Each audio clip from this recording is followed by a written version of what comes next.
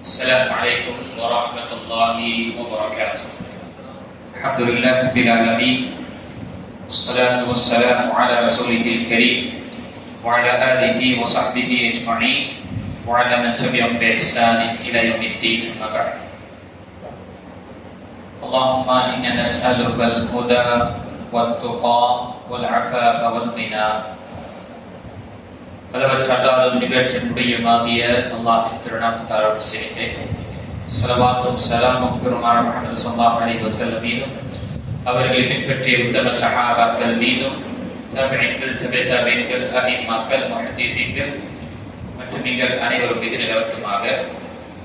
கணித்துக்குரிய பெரியோர்களே, வாலிபர்களே மற்றும் கணித்துக்குரிய தாய்மார்களே, சகோதரர்களே, அல்லாஹ்வின் மாபெரும் கிருபை அல்லாஹ் தஆலா நமக்கு அல் ஃபுர்கான் இஸ்லாமிக் சென்டரில் மிக முக்கியமான தலைப்பின் கீழ் இங்கு ஒருங்கிணைத்தார். இருக்கக்கூடிய சமகாலத்தில் நாம் பார்க்கும் பொழுது இந்த திருமண உறவுடைய வாழ்க்கை ஒரு வேதனையாக ஆகிவிட்டது. எந்த திருமண உறவை அல்லாஹ் தஆலா ஒரு நிம்மதியை தரக்கூடிய ஒரு உறவாகவும், இதை கொண்டு இரு தரப்பினருக்கும் மகிழ்ச்சியையும் சந்தோஷத்தை ஏற்படுத்தக்கூடிய ஒரு உறவை அல்லாஹ் அமைத்தானோ, அது இன்று சிரமத்தக்கூடிய அல்லது பெரும் மன உளைச்சலை ஏற்படுத்தக்கூடிய ஒரு நிலையாக ஆகிவிட்டது. அந்த அடிப்படையில இந்த தலைப்பு குறிப்பாக கணவன் மற்றும் மனைவியுடைய கடமைகள், அவருடைய உரிமைகளை பற்றி இங்கு தெரியப்படுத்துவது என்பது ரொம்ப அவசியமாக இருக்கு. அல்லது இந்த தலைப்பு இப்படியும் சொல்லலாம், வெற்றிகரமான திருமண உறவின் ரகசியங்கள் என்ன? நம்முடைய உறவு, நம்முடைய திருமண வாழ்க்கை அது மகிழ்ச்சியான ஒரு வாழ்க்கையாக ஆக வேண்டும், வெற்றியான ஒரு தம்பதிகளாக ஆக வேண்டும் என்றால் அதற்கு என்ன தீர்வு, என்ன வழிமுறைகள் என்ற விஷயங்களை அறியலாம். முதல் விஷயம், சூரத்து ரோமுடைய 21வது வசனத்தில் அல்லாஹ் தஆலா இந்த உறவை பற்றி சொல்லும் பொழுது, وَمِنْ آيَاتِهِ أَنْ خَلَقَ لَكُم مِّنْ أَزْوَاجِكُمْ وَمِنْ آيَاتِهِ أَنْ خَلَقَ لَكُم مِّنْ أَنفُسِكُمْ أَزْوَاجًا. அல்லாஹ்வுடைய அத்தாட்சிகளில் ஒன்றானது, அல்லாஹ் தஆலா உங்களுடைய துணைவியரை, உங்களுடைய மனைவியரை உங்களிலிருந்தே அல்லாஹ் படைத்தான். எதற்காக? லிதஸ்குனு இலைஹா, அவளை கொண்டு நிம்மதியை பெறும் பொருட்டு, ஆறுதலை பெறும் பொருட்டு. இவன் அவர் மூலமாகவும் அவள் இவன் மூலமாகவும் ஆறுதலையும் நிம்மதியையும் பெறுவதற்காக. அதே போல வஜஅல பைனக்கும் மவத்தத வ ரஹ்ம, இவர்களுக்கு மத்தியில் அல்லாஹ் தஆலா இந்த உறவை அமைத்ததே எதற்காக? அன்பையும் அரவணைப்பையும் இரக்கத்தையும் மஹப்பத்தையும் ஒருவருக்கு விட்டு கொடுத்து வாழக்கூடிய நிலையை ஏற்படுத்துவதற்காக, இருவர்களுக்கு மத்தியில் அன்பையும் பிரியத்தையும் ஏற்படுத்துவதற்காகத்தான் இதை நாம் ஆக்கினோம். இதுல நிச்சயமாக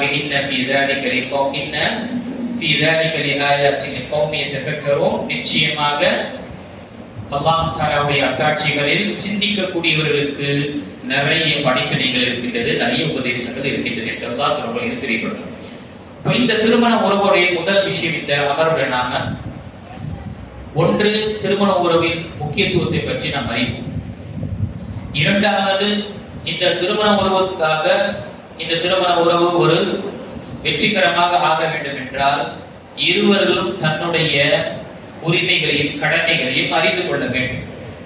அதே போல இந்த அமர்வில் நாம் கணவருடைய என்ன உரிமைகள் கடமைகள் என்று பார்ப்போம்.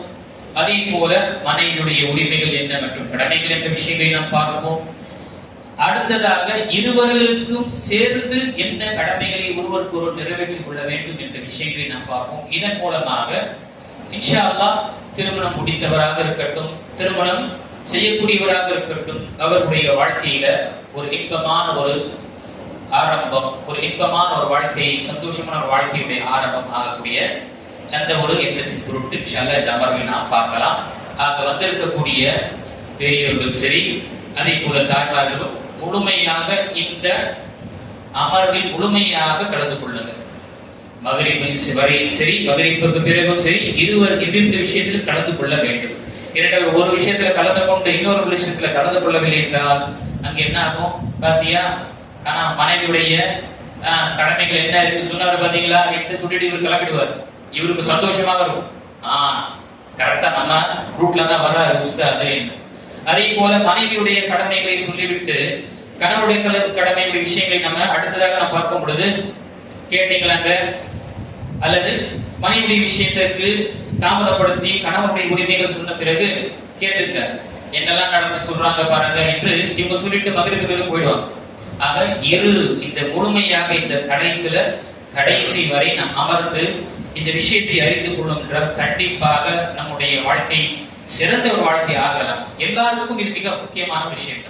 இப்ப முதல் விஷயம், இந்த திருமண உறவை முக்கியத்துவம் பார்க்கும் பொழுது இது அல்லாஹ்வுடைய அத்தாட்சிகளில் ஒன்று. அல்லாஹ் நம்முடைய துணைவியை, நம்மை அல்லாஹ் மனைவியாக அமைத்த அந்த நிகாவை கொண்டு நாம் திருமணம் முடித்த அந்த பெண் அல்லது அந்த ஆண், இதை அல்லாஹ் தஆலா இந்த உறவை அத்தாட்சி என்று தெரியப்படுத்துகின்றான். இந்த உறவை கொண்டு இருவர்களுக்கும் மஹப்பத்தையும் அரவணைப்பையும் ஏற்படுத்துவதற்காகத்தான் என்று அல்லாஹ் தஆலா கூறுகின்றான். ஆனால் நாம் பார்க்கின்றோம் இது ஏற்படுவது கிடையாது. 10 நாள்ல தலாக் வாங்கிட்டு வந்துடும், ஒரு மாசத்துல பிரச்சனை, கேஸ், கூட்டு, கச்சேரி என்று இழுத்துட்டே போது இருவர்களுக்கும் என்ன எந்த விஷயம் அல்லாஹ் தஆலாவுடைய வார்த்தை கூறியதோ அது அடைவது கிடையாது. கடைசியில மனிதர் இதை திருமணம் ஆகாதவர்கள் பார்க்கிறாங்க, தன்னுடைய சகோதரிக்கோ தன்னுடைய சகோதரனுக்கோ அல்லது சின்னத்தாவுக்கோ சின்னம்மாவுக்கு இந்த விஷயங்கள் பார்க்கும் பொழுது இந்த இளம் வயசில் இருக்கக்கூடியவர்கள் ஆணாகர்கள் பெண்ணார்கள் திருமணத்துடைய அந்த உறவையே விரும்புவது கிடையாது. திருமணம் செஞ்சு என்ன பிரயோஜனம், இதுதான் பிரச்சனை இருக்கும், அது வேண்டாம் என்று சொல்வதனால் என்ன ஆகின்றது, சொசைட்டியில குழப்பங்கள் ஃபித்னாக்கள் ஏற்படுகின்றன, விபச்சாரங்கள் அதிகமாக ஆகின்றன.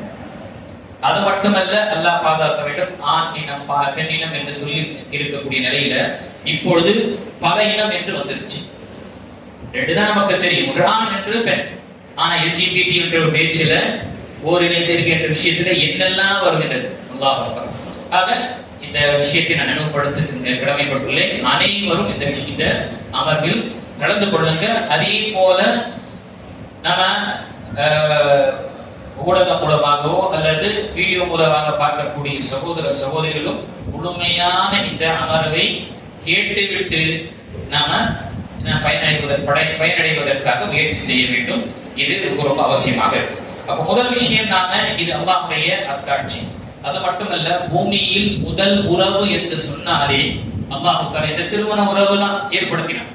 தாய் தந்தை சகோதர சகோதரி மாமா மச்சான் என்ற அனைத்துமே அடுத்த கட்டம் தான். முதல் உறவை அல்லாஹ் ஏற்படுத்தியது என்று பார்த்தால் அது திருமண உறவு. ஆதம் அலைஹிஸ்ஸலாம், ஹவ்வா அலைஹிஸ்ஸலாம் இருவர்களை கொண்டுதான் இந்த பூமியில் மற்ற உறவுகள் பரவியது.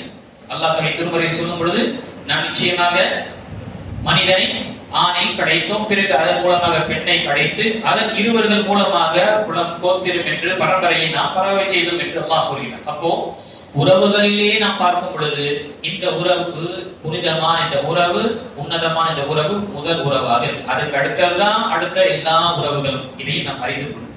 அதே போல உலகத்தில நமக்கு நிம்மதியும் ராகத்தையும் பெற வேண்டும் என்றால் நம்முடைய கவலைகளை அகற்றி, நம்முடைய பிரச்சனைகள் குழப்பங்கள் அனைத்துமே நாம் அகற்றி நமக்கு ஒரு நிம்மதியான வாழ்க்கையை பெற வேண்டும் என்றால் அல்லாஹ் இதுதான் வைத்திருக்கிறார். நாம எங்கு சென்று நிம்மதி அடைய வேண்டும் என்று முயற்சித்தாலும் அது நமக்கு அடைய முடியாது. ஏனென்றால் அல்லாஹ் ஒரு மனிதனுக்கு, ஒரு ஆணுக்கு இந்த உறவை கொண்டுதான் நிம்மதியையும் மகிழ்ச்சியையும் சந்தோஷத்தையும் ஏற்படுத்துகிறார். ஒரு பெண்ணுக்கு இதே திருமண உறவை கொண்டுதான் நிம்மதியையும் சந்தோஷத்தையும் கண்ணியத்தையும் அல்லாஹ் ஆக்கியிருக்கின்றார். இதுவும் நாம நினைவுபடுத்த கடமைப்பட்டுள்ளோம். இந்த உறவை பேணாதவர்கள் அல்லது இந்த உறவுகளை உடைய முக்கியத்துவம் அறியாதவருடைய வாழ்க்கையை தான் என்ன இருக்கு, அது பெரிய ஒரு சச்சரவாகவும் பெரிய ஒரு சிரமமான ஒரு உறவாக ஆகின்றது. எந்த அளவுக்கு என்றால் ஒருவருக்கொருவர் எதிரியாக வாழக்கூடிய நிலையெல்லாம் ஏற்படுகின்றது. இது ஒரு கண்டிக்கக்கூடிய விஷயமாக இருக்கின்றது. அதே போல நபி ஸல்லல்லாஹு அலைஹி வஸல்லம் ஹதீஸை நாம் பார்க்கும் பொழுது, குர்ஆனில் பார்க்கும் பொழுது எண்ணற்ற விஷயங்களில் அல்லாஹ் தஆலா இந்த நிக்காஹ் உடைய இந்த உறவை மிக கண்ணியமாக குறிப்பிட்டிருக்கிறார். அதுல சூரத்து நிசாவுடைய நிகமாக சூரத்துல் பக்ராவுடைய வசனம், ஹுன்ன லிபாசுல் லக்கும் வ அன்தும் லிபாசுல் லஹுன். ஹுன்ன லிபாசுல் லக்கும், ஆண்களை பற்றி அல்லாஹ் கூறுகின்றான், உங்களுடைய மனைவி உங்களுக்கு ஆடை போன்றது. அதே போல வ அன்தும் லிபாசுல் லஹுன், அவள் மட்டுமல்ல நீங்களும் அவளுக்கு ஆடைகள் போன்றது. யோசிச்சு பாருங்க, சுப்ஹானல்லாஹ், அல்லாஹ் ஆடை என்று இந்த உறவை ஏன் குறிப்பிட்டிருக்கான்? கொஞ்சம் நம்ம யோசிச்சுமா, ஆடை நம்ம அணியணும். ஏன் அல்லாஹ் தஆலா இந்த உன்னதமான இந்த சுப்ஹானல்லாஹ் நிக்காஹ் மூலமாக இங்கு சேர்க்கப்பட்ட இருவரும் அந்நியர்களாக இருந்தார்கள்.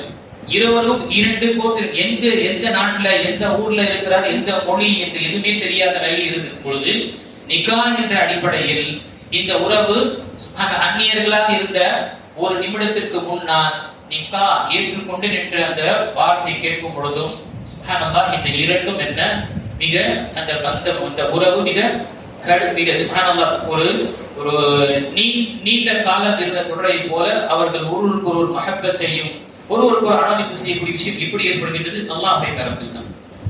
அப்போ இந்த வசனம் கொஞ்சம் நாம கவனிக்கணும். உலமாக்கள் தஃப்சீர் நாம் பார்க்கும் பொழுது உலமாக்கள் இந்த வசனத்துடைய விஷயங்கள் பார்க்கும் பொழுது 5 சாராம்சங்களை தெரியப்படுத்திருக்காங்க, 5 ஹிக்மத்துகளை தெரியப்படுத்தியிருக்காங்க. ஏன் அல்லாஹ் இவர் இருவர்களையும் ஆடை என்று அல்லாஹ் தஆலா நமக்கு எடுத்துக்காட்டு கூறினார். இதன் மூலமா நாம் அறிந்து கொள்ளலாம் நம்முடைய உறவு, இந்த நிக்காஹ் மற்றும் திருமண உறவு எவ்வளவு முக்கியத்துவமானது, எவ்வளவு கண்ணியமிக்கது, எவ்வளவு பரிசுத்தமானது என்று நாம் அறிந்து கொள்ளலாம். முதல் விஷயம், அல்லாஹ் தஆலா இந்த திருமறையில சொல்லும் பொழுது அவள் உங்களுக்கு ஆடையும் நீங்கள் அவருக்கு ஆடையும் என்று சொல்லும் பொழுது முதல் இதில் நாம் பெறக்கூடிய உபதேசம் அல்லது இதில் பெறக்கூடிய ஹிக்மா என்று பார்த்தால், நாம ஆடையை வாங்க போறோம். நீங்க மார்க்கெட்டுக்கு ஆடை வாங்க போறீங்க, எப்படி போவீங்க சொல்லுங்க? போனா எதை எடுத்து போட்டு போறோமா? சொல்லுமா, என்ன செய்வீங்க? பெஸ்ட் Dress பாப்பீங்களா? எப்படி கலர், ஃபிட்டிங், டிசைன் எல்லாத்தையும் கணக்கிட்டு பார்த்து எனக்கு சூட்டபிளாக இருக்கிறத நான் பார்ப்போம். எனக்கு என்ன செட் ஆகுதோ அதுதான். யார் எடுத்து கொடுத்தாலும் நமக்கு இந்த ஒரு டேஸ்ட் இருக்கும், நமக்கு இந்த ஒரு செலக்ஷன் இருக்கும். அப்ப அல்லாஹ் தஆலா இங்கு நம்முடைய இந்த திருமண உறவை ஆணுக்கு பெண் ஆடையும் பெண்ணுக்கு ஆண் ஆடை என்று சொல்லக்கூடிய விஷயம் எதற்காக வழி செய்யப்பட்டது? திருமணம் செய்வது என்பது என்ன கிடையாது, எவளை பார்த்தாலும் மனசு அவளுக்கு கொடுத்துட்டா இந்த திருமணம் முடிக்கக்கூடிய விஷயம் கிடையாது. எவளை பார்த்தாலும் இவளை முடிச்சுக்கலாம், அவளை முடிச்சுக்கலாம், அவளை முடிச்சுக்கலாம் என்று ஆசை கொள்ளக்கூடிய விஷயம் இது கிடையாது. தேர்ந்தெடுத்து திருமணம் முடிக்கக்கூடியதாக இருக்கின்றது. ஆணாக இருக்கக்கூடியவன் அவன் தனக்கு தோதுவான தன்னுடைய மார்க்கத்தின் அடிப்படையில தன்னுடைய அவன் விரும்பக்கூடிய விஷயத்தை, அவனுடைய சுற்றுச்சூழல், அவனுடைய ஊரு, அவனுடைய வீடு, இப்படி என்று அனைத்தையும் பார்த்து அதற்கு தோதுவான ஒரு பெண்ணை திருமணம் முடிப்பதற்காக அவன் தேடுவான். அதை அந்த தேடுதலை முயற்சி செய்வான். அவனுடைய செலக்ஷன் இருக்கும். ஏதோ சொன்னாங்க சொல்லிட்டு திருமணம் முடிக்கக்கூடிய கிடையாது. அதே போலதான் பெண்ணுக்கும் ஆடை என்று அந்த கணவனை பற்றி சொல்லும் பொழுது என்ன, அவளும் அவளுக்கு தேர்ந்தெடுக்கக்கூடிய உரிமைகள் இருக்கின்றது. அவனுடைய பெற்றோர்கள் தெரியப்படுத்தும் பொழுது அவள் அதை பார்த்தோ அல்லது அந்த விஷயத்தை தேர்ந்தெடுக்க முழு உரிமை மார்க்கம் கொடுத்திருக்கின்றது. அப்போ இங்கு முதல் விஷயம் அல்லாஹ் ஆடையாக கூறியிருக்கின்றார் என்றால் செலக்ஷன், நாம் என்ன செய்வது? சிறந்த செலக்ஷன் செய்ய வேண்டும். மார்க்கம் நமக்கு சொல்லியிருக்கின்றது. பொதுவாக ஆண்கள் பெண்களை தேர்ந்தெடுப்பது என்பது 4 காரணமாக தேர்ந்தெடுப்பார்கள். துல்கல் மர்அலி அர்பஇன் லி ஜமாலிஹா வ ஹஸபிஹா வ லீனிஹா ஃபஃபர் பிதாத்தி தீன் தரிபத்தியதா. பெண் பொதுவாக திருமணம் முடிக்கப்படுகின்றால் 4 காரணத்தை கொண்டு, ஒன்று அவருடைய அழகின் காரணமாக திருமணம் முடிப்பாங்க, அழகை பார்த்து. இன்னொரு சிலர் பரம்பரை, அவருடைய வம்சாவளியை பார்த்து இவருடன் செஞ்சுட்டா செட்டில் ஆயிடுவோம் என்ற விஷயத்தில் செய்யக்கூடியவர்களாக இருப்பாங்க. சிலர் அவர்களுடைய உறவுகளை பார்த்து, அவருடைய படிப்பு, அவருடைய அந்தஸ்து மற்ற அந்த விஷயங்களை பார்ப்பார்கள். சிலர் மார்க்கத்துடைய விஷயங்கள் பார்ப்பார்கள். மார்க்கம் சொல்லக்கூடிய விஷயம் என்ன? நீ எதை பார்த்தாலும் சரி, நீ எதை பார்த்தாலும் உனக்கு அனுமதி இருக்கு, ஆனா மார்க்கத்தை நீ கோட்டை விட்டுறாரு.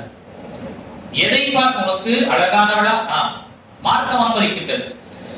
நல்ல ஒரு குடும்பத்தை சார்ந்த ஒரு பெண்ணா, அல்ஹம்துலில்லாஹ், நல்ல ஒரு வம்சாவளி சார்ந்தவளா, அல்ஹம்துலில்லாஹ். ஆனால் எதை தேர்ந்தெடுத்தாலும் சரி அதனுடன் மார்க்கம் இருக்கின்றதா என்று பார்த்துக்கொள், நீ வெற்றி அடைந்து விடும். இது யாருக்கு? பெண்ணை தேர்ந்தெடுக்கக்கூடிய விஷயம்.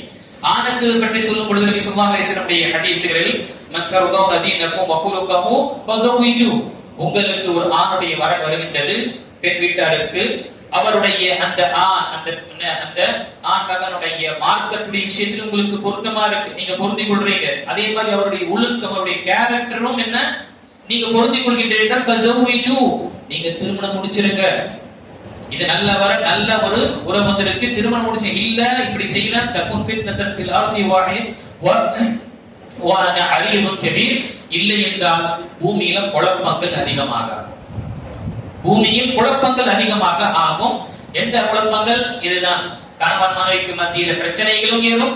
இதனால சொசைட்டியில அல்லாஹ் பாதுகாக்க வேண்டும், அனாச்சாரங்கள் அதிகமான ஆகக்கூடிய நிலை ஏற்படும். அப்போ இங்கு முதல் விஷயம் பாருங்க, உறவுந்த ஆடை என்று சொன்னது என்ன?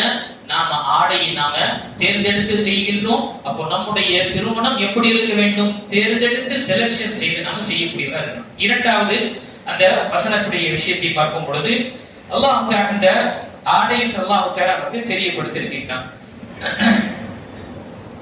நம்முடைய ஆடை நமக்கு என்ன செய்கின்றது? நம்முடைய உடலை மறைக்கின்றது.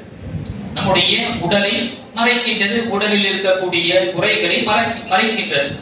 அதே போன்றுதான் கணவருடைய குறை மனைவி மறைக்க வேண்டும், மனைவியுடைய குறைகளை கணவர் மறைக்க வேண்டும். சிறு சிறு குறைகளை அதை ஒருவருக்கு ஒரு அனுசரித்து வாழ்ந்து இருக்கணும். எப்படி நீங்க இருக்கணும்? உங்களுடைய ஆடைகளை போல, உங்களுடைய ஆடைகளுடைய சில குறைகளை மறைக்கின்றதோ அதே போலதான் உங்களுடைய விஷயத்தில் சில விஷயங்கள் அது ரகசியமாக தான் வைத்துக் கொள்ள வேண்டும், அதை பகிரங்கப்படுத்த கூடாது என்று அல்லாஹ் இந்த உறவை ஒரு ஆடையை கொண்டு இங்கு நமக்கு தெரியப்படுத்த இருக்கின்றார். அதே போல மூன்றாவது பார்க்கும் பொழுது இந்த ஆடை நம்முடைய நெருக்கமாக இருக்கு. ஆடை நம்முடைய உடலை ஒட்டி இருக்கா இல்லையா? நம்முடைய உடலுடன் ஒட்டி இருக்கக்கூடிய விஷயம் பார்த்தாலே முதல் நம்முடைய ஆடை தான். அப்போ இங்கு இந்த வசனத்தில் என்ன சொல்லப்படுகின்றது?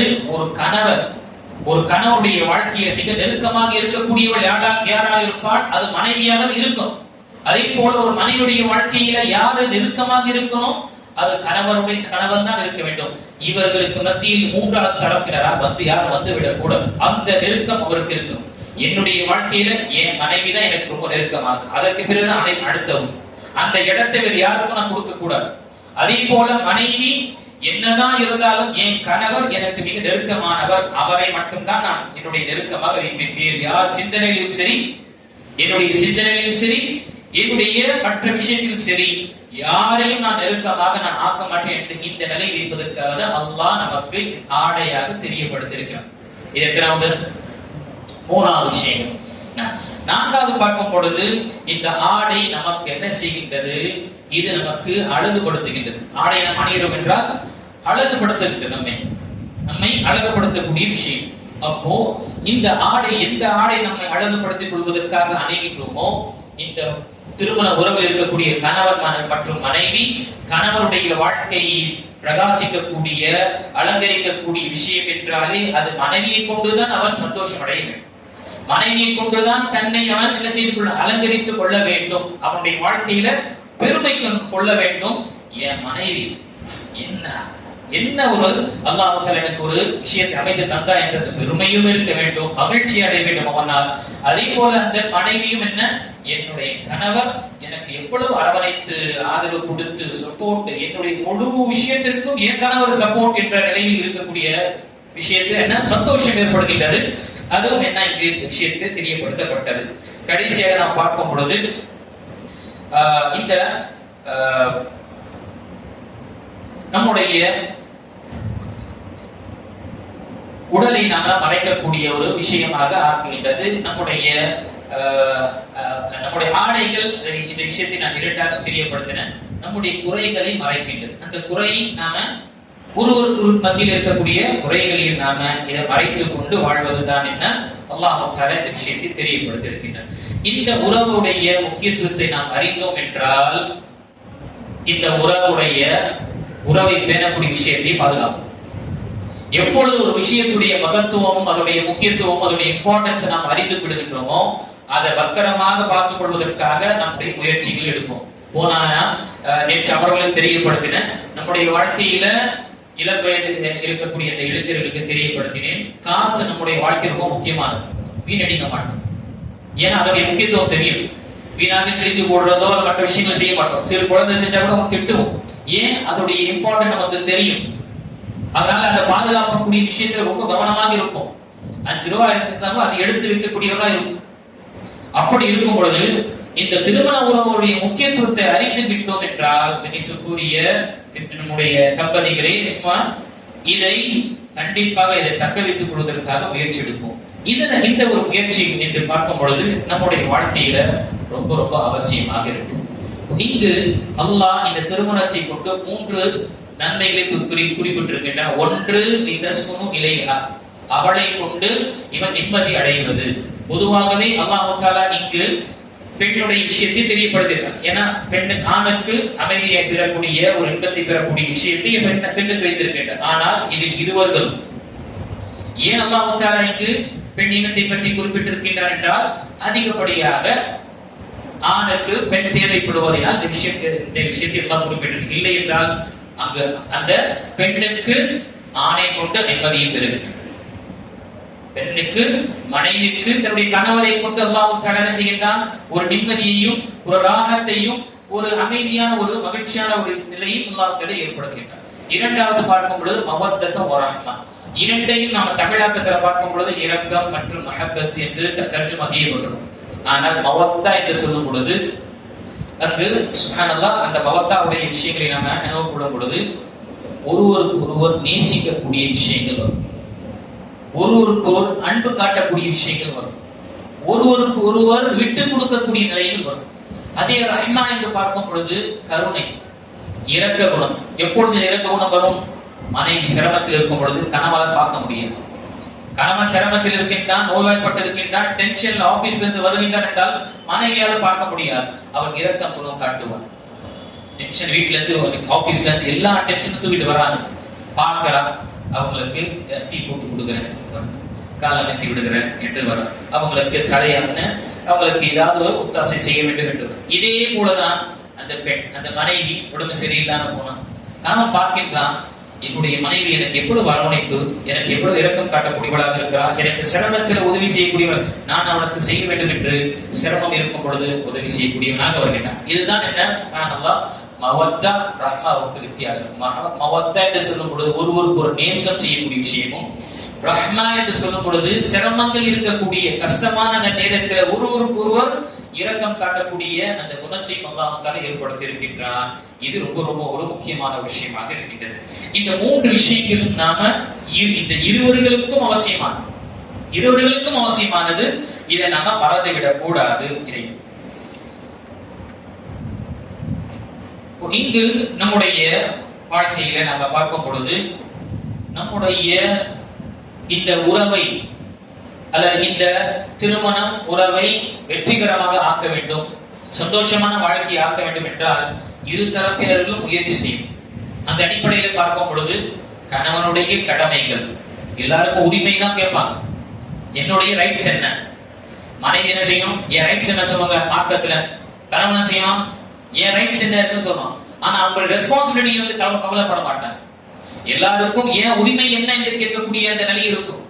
ஆனால் என்னுடைய கடமை என்ன இருக்கு, என்னுடைய என்ன ரெஸ்பான்சிபிலிட்டி என்று சிந்திக்க ஆரம்பிக்கும் பொழுது இந்த உறவு நீடிக்கும். ஒவ்வொருவரும் என்ன, என் ரைட்ஸ் என்ன, என் உரிமை என்ன என்று சண்டை போடும் பொழுது அந்த ரைட்ஸை கொண்டு ஃபைட் செய்யக்கூடியதா இருக்கும். ரைட்ஸை எடுத்து ஃபைட் தான் இருக்கும். அதே ஒருவருக்கு ஒருவர் என்னுடைய கடமை என்ன இருக்கு, இவள் மீது நான் என்ன கடமை செய்யணும், அவளுடைய விஷயத்திலே என்னுடைய கடமைகள் என்ன இருக்கு என்று அவள் சிந்திப்பார். நாம் இருவர்களும் தம்பதிகளாக இருக்கின்றோம். நம்மீது இருவர்களும் என்ன கடமை இருக்கின்றது, நம்முடைய குடும்பத்தை ஒரு நம்முடைய வீட்டை ஒரு அமைதி தளமாகவும், நம்முடைய உறவை ஒரு மகிழ்ச்சிகரமாகவும், நம்முடைய குழந்தைகளை வரக்கூடிய வாரிசுகளை சரியான ஒரு தர்பியத் செய்வதற்காக நம் இருவர்கள் மீது என்ன கடமைகள் இருக்கின்றது என்று நினைக்கும் பொழுது, அதை சிந்திக்கும் பொழுது கண்டிப்பாக இந்த வாழ்க்கை நமக்கு சிறப்பாக. முதல் விஷயம் இந்த விஷயத்துல இந்த இரவு கணவன் மற்றும் மனைவி விஷயத்துல அட்ஜஸ்ட்மெண்ட் ரொம்ப ரொம்ப அவசியம். அட்ஜஸ்ட்மெண்ட் இல்லாமல் எதுவுமே நடக்காது. அந்த அட்ஜஸ்ட்மெண்ட் என்றுதான் மிக மிக முக்கியமான விஷயமாக இருக்கின்றது. இது ஒரு கடமை என்று நாம நினைக்கிறோம். இந்த விஷயம் என் மீது கடமையாக இருக்கின்றது. மனைவி என்று நான் திருமணம் முடித்துக் கொண்டு வந்திருக்க, அவளை பார்த்துக் கொள்வதும், அவளை அணைமளிப்பதும், அவளை பாதுகாப்பதும், அவளுக்கு தேவையான விஷயங்களை நிறைவேற்றுவதும், அவளுக்கு பக்கபலமாக இருப்பதும், உறுதுணையாக இருப்பதும், சிரமத்தில் அவளுக்கு தோளோடு தோள் நின்று அவளுக்கு உதவி செய்யக்கூடியவனாக இருக்க வேண்டும் என்று அந்த கடமையை உணரணும். அவளும் மனைவியும் என்னுடைய கணவனுக்கு நான் கட்டுப்பட்டவளாக இருக்க வேண்டும், அவளுக்கு பணிவிடை செய்யக்கூடியவனும், அவளுக்கு நிம்மதியை கொடுக்கக்கூடியவளாகவும், அவள் என் மூலமாக சந்தோஷத்தை பெறக்கூடியவளாக இருக்க வேண்டும் என்று அந்த மனைவி அவருடைய கடமையை உணரணும். அப்படி இருந்தால்தான் நினைச்சக்கூடிய எல்லாருடையார்களே நம்முடைய திருமண வயசு, இந்த இளம் வயசு திருமணம் முடித்த பிறகு வயோதிகம் போய் அடையணுமோ அங்க ரொம்ப ராகத்தாக இருக்கும், ரொம்ப ராகத்தாக இருக்கும். இல்ல இந்த திருமணம் முடிச்சிட்ட பிறகு என் ரைட்ஸ் என்ன, உன் ரைட்ஸ் என்ன சண்டை போடும் பொழுது என்ன ஆகுதுன்னா, இது வயசு கொஞ்சம் கடந்த பிறகு, கொஞ்சம் வயசான பிறகு ரொம்ப சிரமமாக இருக்கும். குழந்தைகள் எல்லாம் படிச்சு எல்லாம் இங்க வந்து சொல்லிட்டு வெளியூருக்கு போயிட்டாங்கன்னா யார் இருப்பாங்க? இந்த 2 பேர் தான் இருக்கும். ஒருவருக்கு ஒருவர் வாலிப வயதில் ஒருவருக்கு ஒரு அரவணைத்து மகப்பத்தை ஏற்படுத்தி அவர்களுக்கு அன்பை ஏற்படுத்தி வாழும் பொழுது 2 பேர் தனியாக இருக்கும் பொழுது அவர்கள் ஒருவருக்கு ஒரு என்ன செய்வாங்க? அரவணைக்கக்கூடிய, அன்பை காட்டக்கூடிய நிலை இருக்கும். இல்ல இளம் வயசில் முதல் திருமணத்துடைய முதல் கட்டத்தில் ஆட்சி அமைத்து அடக்கி ஒடுக்கி அந்த பணியை வைத்து விட்டு அதற்கு பிறகு அவங்க இந்த பணிகளை செய்ய முடியுமா? செய்ய மாட்டார். இது ரொம்ப ரொம்ப ஒரு அவசியமான விஷயமாக இருக்கின்றது. இது நம்ம சின்ன சின்ன விஷயத்திற்கு நாம் பார்க்கிறோம். கேஸ் டீல உலக சக்கரை போடல, சாப்பாட்டுல உப்பு இல்ல என்றெல்லாம் என்ன இருக்கு, தாருல் கதால கேஸ் வந்திருக்கு. அந்த கோர்ட்டில் இருக்கக்கூடிய ஜட்ஜே ரொம்ப ஆச்சரியப்படுறாங்க, இதுக்கெல்லாம் நீங்க வருவீங்களா கேஸ போட்டுட்டு என்று.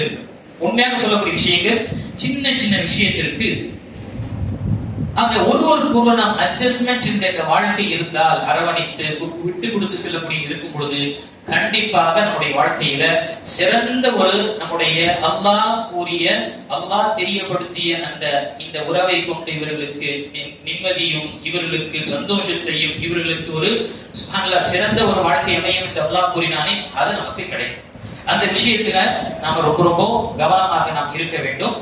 அப்ப நாம இங்கு முதல் இந்த நாம மனைவியுடைய என்னென்ன கடமைகள் என்று நாம் தெரியப்படுது. நீங்க உரிமையை பற்றி நாம் பேச வேண்டும். உரிமைகள் எல்லாருக்கும் தெரியும், எல்லாரும் வச்சிருப்பாங்க. என் உரிமை கணவர் மீது என்ன, ஆனால் கடமைகளை நாம் நிறைவேற்றுவதற்காக முயற்சி செய்யும் பொழுது கண்டிப்பாக இந்த உறவு நீடிக்கும், இந்த உறவு நீடிக்கும். அப்ப முதல் மனைவியுடைய கடமை என்ன கணவருக்கு? ஏன் இந்த விஷயத்தை நான் முதல் குறிப்பிடுகின்றேன் என்றால், மனைவி என்பவர் கணவருடைய மேற்பார்வையில் இருக்கிறார். அப்போ ஒரு நபர் ஒருவருடைய மேற்பார்வையில் இருக்கும் பொழுது அவருடைய என்ன கடமைகள், தன்னுடைய பொறுப்பை எடுத்துக்கொண்டவர், ரெஸ்பான்சிபிலிட்டி எடுத்துக்கொண்டவருடைய பொறுப்பு, அவருடைய என்ன கடமைகள் இருக்கின்றது என்று அவர் நினைத்து செய்யும் பொழுது அது ஒரு ஹைராக இருக்கும். அந்த அடிப்படையில மனைவிக்கு என்ன கடமைகள் உள்ளது கணவருக்கு நிறைவேற்றக்கூடிய விஷயத்தை நாம நீங்க பார்க்கலாம். ஒரு 5 6 விஷயங்களை நாம் பார்க்கலாம். முதல் விஷயம், மனைவி இந்த விஷயத்தை அவர் புரிந்து கொள்ள வேண்டும். கணவர் என்பவர் அவர் ஒரு நிர்வகிக்கக்கூடியவர், அவர் ஒரு நிர்வாகி. அதை நம்ம ஏற்றுக்கொண்டுதான் செல்ல வேண்டும். ஏனென்றால் அல்லாஹ் தஆலா தன்னுடைய திருமறையில ஆண்கள் என்று வைக்கக்கூடிய விஷயத்தை பார்க்கும்போது நிர்வகிக்கக்கூடியவர்கள் என்றும், அதே போல மேன்மைப்படுத்தப்பட்டார்கள் என்று இதற்காக அவர்கள் பொறுப்பு எடுத்துக் கொண்டு செல்லக்கூடியவர்களாக இருப்பார்கள். அந்த பொறுப்பை வீட்டுடைய, தன்னுடைய மனைவி, தன்னுடைய வீட்டார்கள், தன்னுடைய பெற்றோர்கள், மற்ற குழந்தைகள், இவர்களுடைய எல்லாருடைய பொறுப்பை எடுத்துக் கொள்வதனால் அவர் நிர்வகிக்கக்கூடியவர் என்று அல்லாஹ் தஆலா ஆக்கியிருக்கின்றார். அர்-ரிஜாலு கவ்வாமூன அலா நிஸா, சூரா நிஸாவுடைய 34வது வசனத்தில் அல்லாஹ் குறிப்பிட்டிருக்கின்றார். ஆண்கள் அல்லாஹ் தஆலா பெண்கள் மீது மேன்மைப்படுத்தியிருக்கிறார். எதற்காக? அவர்கள் மீது செலவு செய்வதும், அவர்களை பாதுகாக்கக்கூடிய விஷயத்திலும் அவர்களுக்கு அந்த பொறுப்பு கொடுக்கப்பட்டதனால அல்லாஹ் தஆலா அவர்களை நிர்வகிக்கக்கூடிய விஷயத்தை அல்லாஹ் கொடுத்திருக்கிறார் என்று கணவர் என்னை நிர்வகிக்கின்றார். நீங்க என்ன அழுத்தம் கிடையாது, அடிமைத்தனம் செய்கிறாரு, அட்டுழியம் செய்கின்ற கிடையாது, நிர்வகிக்கின்றார் என்ற விஷயத்தை நாம அவங்க ஏற்றுக்கொள்ளணும். என்னுடைய பாதுகாப்புக்காக அல்லாஹ் என்னுடைய கணவரை ஆக்கியிருக்கும், அவருடைய பேச்சை கட்டுப்பட்டு நாம் செல்ல வேண்டும். இது யதார்த்தமானது. ஸ்கூலுக்கு பிரின்சிபல் என்ன ஆகும்? ஆபீஸ்ல மேனேஜர் இல்லைன்னா என்ன ஆகும்? ஒரு மாநிலத்திற்கு சீஃப் மினிஸ்டர் இல்லைன்னா என்ன ஆகும்? ஒரு நாட்டிற்கு பிரைம் மினிஸ்டர் இல்லைன்னா என்ன ஆகும்? இப்படிதான் போய் ஒரு நிர்வாகி என்று இருக்க வேண்டும். அவருடைய மேற்பார்வையில் அனைத்து விஷயங்கள் நடக்கக்கூடியதாக இருக்கு. அப்போ கணவர் என்பவர் என்ன? அவர் நிர்வகிக்கக்கூடியவர், அவர் அவருடைய குடும்பத்தினுடைய தலைவராக தலைமைத்துவத்தை சுமக்கக்கூடியவர். அல்லாஹ் தஆலா அந்த பொறுப்பை அவங்களுக்கு கொடுத்திருக்கான். ஏன்னா சைக்காலஜியாக உணர்வு ரீதியாக பார்க்கும் பொழுது பெண்களை விட ஆண்களுடைய விஷயம், குறிப்பாக இப்படி இக்கட்டான ஒரு சூழ்நிலை, பெரிய ஒரு குழப்பம், பெரிய ஒரு பாதிப்பு என்று வரும் பொழுது அங்கு நிலையாக இருக்கக்கூடியவன் ஆணாக தான் இருக்கும். பெண்களுக்கு அந்த நேரத்தில் பயம், அச்சம் என்று வரக்கூடிய நிலை ஏற்படும். இது ரிசர்ச் பேஸ், இது ஆராய்ச்சி பூர்வமாக இருக்கக்கூடிய ஒரு யதார்த்தமான விஷயம். இங்கு என்ன கிடையாது, பெண்களை குறைத்து நம்ம எடை போடுவது கிடையாது. முதல் விஷயம், அல்லாஹ் இந்த விஷயத்தை ஆக்கியிருக்கின்றார் என்று அந்த பெண் மனைவி யோசிக்க வேண்டும். இவர் அத்தாரிட்டி பர்சன், கணவர் அவர் அத்தாரிட்டி, அவர் நிர்வகிக்கக்கூடியவர். அந்த இந்த விஷயத்தை நான் கட்டுப்பட்டு செல்ல வேண்டும் என்று என்னிடம் படைத்த இறைவன் இப்படி அமைத்திருக்கின்றான் என்று அவங்க உணர வேண்டும் இந்த விஷயத்துல. அதே போல டிசிஷன் எடுக்கக்கூடிய, முடிவெடுக்கக்கூடியதெல்லாம் என்ன, ஆண்களுக்கு அல்லாஹ் கொடுத்திருக்கான். அதற்கு என்று என்ன செய்ய முடியாது, பெண்களுக்கு மஷ்வராவை கேட்க வேண்டும் கூடாது என்று கிடையாது.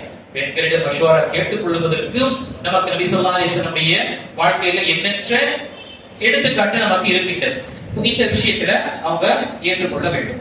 இரண்டாவது, வெஸ்டர்ன் கல்ச்சர்ல குறிப்பாக இந்த ரிசர்ச் பேஸ் செய்யும் பொழுது ஒரு சிறைச்சாலையில நடந்த விஷயம், ஒரு சிறைச்சாலை ஒரு கூண்டுல ஆணையும் பெண்ணையும் போட்டுறாங்க. இவங்க போட்டு பாக்குறாங்க சிசிடிவி மூலமாக, இவங்க என்ன முடிவு எடுக்கிறாங்க, என்ன இந்த கூண்டுல இருந்து எப்படி வெளியேறுகின்றார்கள் என்று. அங்கு பெண்ணானவர் என்ன செய்யறா, கத்துறா, கதறான், கூக்குலிடுறாங்க, கத்துறா, அழைக்கிறாயா, உதவி செய்யுங்க என்று. ஆண் என்பவர் நினைச்சா மௌனமாக இங்கு அங்க பாக்குறான், எங்கிருந்து வெளியேறலாம் என்று முயற்சி செய்யலாம், தேடல்ல இருக்கிறான். இந்த அடிப்படையில அவர்கள் சொல்லும் பொழுது, பொதுவாக பிரச்சனை என்று வரும் பொழுது, குழப்பம் என்று வரும் பொழுது ஆண் நிதானமாக யோசிக்கக்கூடியவனாக இருப்பான். அதே பெண் என்றும் அவர் தாங்க முடியாத நிலையில் என்ன ஆகும், அவங்களுக்கு எமோஷனல் பொறுக்க முடியாத நிலை ஏற்படும் என்று. அதனால அதிகமாக நாம் பார்க்கும் பொழுது சில நேரத்தில் எமோஷனால சூசைடுடைய கேஸ் அதிகமாக பெண்கள் தான் செய்யக்கூடியவர், பொறுக்க முடியாத நிலை. அப்ப முதல் விஷயம் இங்கு இவங்க, என் கணவர் என்பவர் அவர் அல்லாஹ் தஆலா அவர் பொறுப்பு கொடுக்கப்பட்டவர். கணவர் இதுவும் நினைக்க வேண்டும், கணவர் அவருடைய இயல்பாக அல்லாஹ் நினைச்சிருக்கான், ஒரு ஈகோஸ்டிக் வச்சிருக்கு. நான் ஆண் என்ற அந்த விஷயத்தை அல்லாஹ் அந்த இயற்கையிற்கு மார்க்கம் இதை அங்கீகரிக்கின்றது. நான் ஒரு ஆண், இப்படிதான் இருக்க வேண்டும் என்ற ஒரு இயற்கையான விஷயம் அல்லாஹ் ஏற்படுத்தி இருக்கின்றார். அதையும் அவள் ஏற்றுக்கொண்டு செல்லக்கூடியவர்களாக இருக்க வேண்டும். இத அலட்சியமாக இருந்துவிடக் கூடாது. நாம இந்த விஷயத்துல பெண்களுடைய அவங்களுக்கு ஒரு ஆண் ஒரு பெண் என்ற ஒரு மனைவி தன்னுடைய கணவருக்கு கண்ணியப்படுத்துவதும் கண்ணியமாக நடந்து கொள்வதும் அவர் மீது கடமையாக இருக்கின்றது. இதையும் நாம் நினைவு கொள்ள வேண்டும். ஏனென்றால் அவர் தன்னுடைய மேற்பார்வையிலும் இந்த பாதுகாப்பிலும் அவளுக்கு எல்லா விதமான வசதிகளும் எல்லா விதமான பாதுகாப்பை ஏற்படுத்துகின்றார். அதாவது ஹதீஸில் முஸ்னத் அஹ்மத் மற்றும் நஸாயி வரக்கூடிய ஹதீஸில் அல்லாஹ்வுடைய தூதர் என்ன கூறினார்கள், அந்த கணவருடைய அந்தஸ்தை உணர்த்துவதற்காக சொல்லக்கூடிய ஹதீஸ், முஸ்னத் மற்றும் நஸாயில வரக்கூடிய ஹதீஸ், லா யஸ்லுஹு லிபஷரின் யஸ்ஜுது லிபஷர், ஒரு மனிதனுக்கு இன்னொரு மனிதனுக்கு சஜதா செய்வது உகந்தது கிடையாது. ஒரு மனிதன் இன்னொரு மனிதனுக்கு சஜதா செய்வது, சிரத்தை தாழ்த்துவது என்பது உகந்ததே கிடையாது. பிறகு வலவ் ஸலஹ லிபஷரின் அன் யஸ்ஜுத லிபஷரின் லஅமர்து ஸௌஜத அன் யஸ்ஜுத லிஸௌஜிஹா, இப்படி இருந்திருந்தா, அனுமதிக்கப்பட்டதாக இருந்திருந்தா, ஒரு மனிதன் இன்னொரு மனிதனை சஜதா செய்வது என்று அனுமதிக்குரியதாக இருந்திருந்தா, நான் மனைவிக்கு கட்டளையிட்டிருப்பேன், கணவருக்கு முன்னால் சஜதா செய்யுமாறு. ஏன்? இன்னொரு ஹதீஸ் வருகின்றது, ஏனென்றால் இந்த கணவருடைய அந்தஸ்தும், இந்த கணவர் செய்யக்கூடிய அனைத்து விஷயங்களுக்காக அவன் செய்யக்கூடிய உபகாரமோ, அவன் செய்யக்கூடிய நிறைவேற்றக்கூடிய அந்த கடமையின் காரணமாக அவன் செய்திருக்க வேண்டும். ஆனால் இது என்ன கிடையாது, இது உகந்தது கிடையாது. ஆனால் என்ன, இந்த ஹதீஸ்ல என்ன சொல்லப்பட்டது, சஜதா செய்யக்கூடாது என்று நமக்கு தெரியும். ஆனால் இங்க நபி ஸல்லல்லாஹு அலைஹி வஸல்லம் ஏன் இந்த விஷயத்தை தெரியப்படுத்துறாங்க, கணவருடைய எந்த அளவுக்கு அவருடைய அந்தஸ்து முக்கியமானது மனைவிக்கு என்று நபி ஸல்லல்லாஹு அலைஹி வஸல்லம் தெரியப்படுத்துறாங்க. இது முதல் விஷயம். நான் ஒரு பெண்ணாக இருக்கக்கூடியவர் மனைவியாக இருக்கக்கூடிய இந்த விஷயத்தை நினைவு கொள்ள வேண்டும். அவருடைய உபகாரங்களோ அல்லது அவர் நம் மீது வைக்கக்கூடிய அந்த கண்காணிப்போ அல்லது அரவணைப்போ அல்லது அன்போ அல்லது கடமை நிறைவேற்றக்கூடிய விஷயம், அதற்காக நாம் அவங்களுக்கு கண்ணியமான முறையில் நாம் நடந்து கொள்ள வேண்டும் என்று அவங்க நினைக்க வேண்டும். இது ரொம்ப ரொம்ப அவசியமான விஷயம். இங்கு சிலருடைய நிலை என்ன இருக்கு? இந்த குறிப்பாக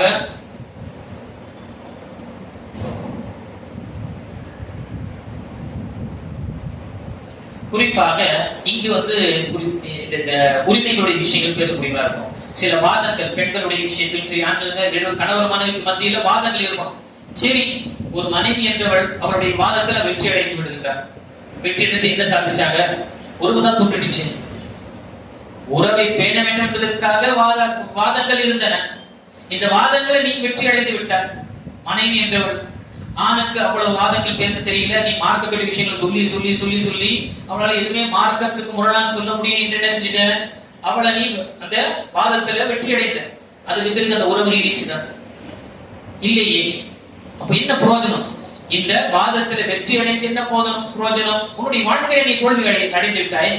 நல்ல ஒரு கணவரையும் கணவரை இழந்து விட்டோம். யாராவது இருப்பாங்களா? வாதங்கள் நீண்ட ஒரு கடுமையான வாதங்கள் போன பிறகு இரண்டு உறவும் கூடும் என்று யாரும் இருக்குமா? இருக்காங்க.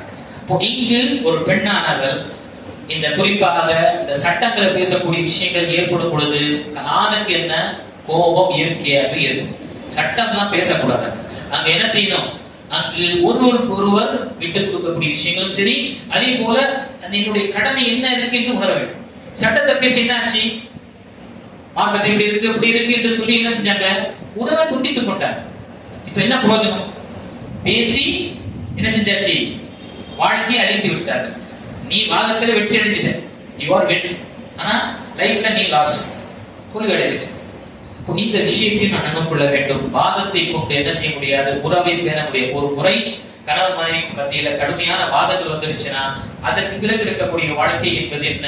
ரொம்ப சிரமமான ஒரு வாழ்க்கையில மனஸ்தாபம் ஏற்படும், மன உளைச்சலுடன் வாழக்கூடிய நிலை ஏற்படும். இது கட்டப்படியே நீடிக்கும் பொழுது பிரிவு என்ற நிலைதான் வரும். அல்லாஹ் பாதுகாக்க வேண்டும். இது ரொம்ப ரொம்ப அவசியமான விஷயம். ஆக ஆர்குமெண்டான விஷயங்கள் இருந்து தவிர்த்து கொள்ள வேண்டும். இந்த விஷயத்தை கவனம் கொள்ள வேண்டும்.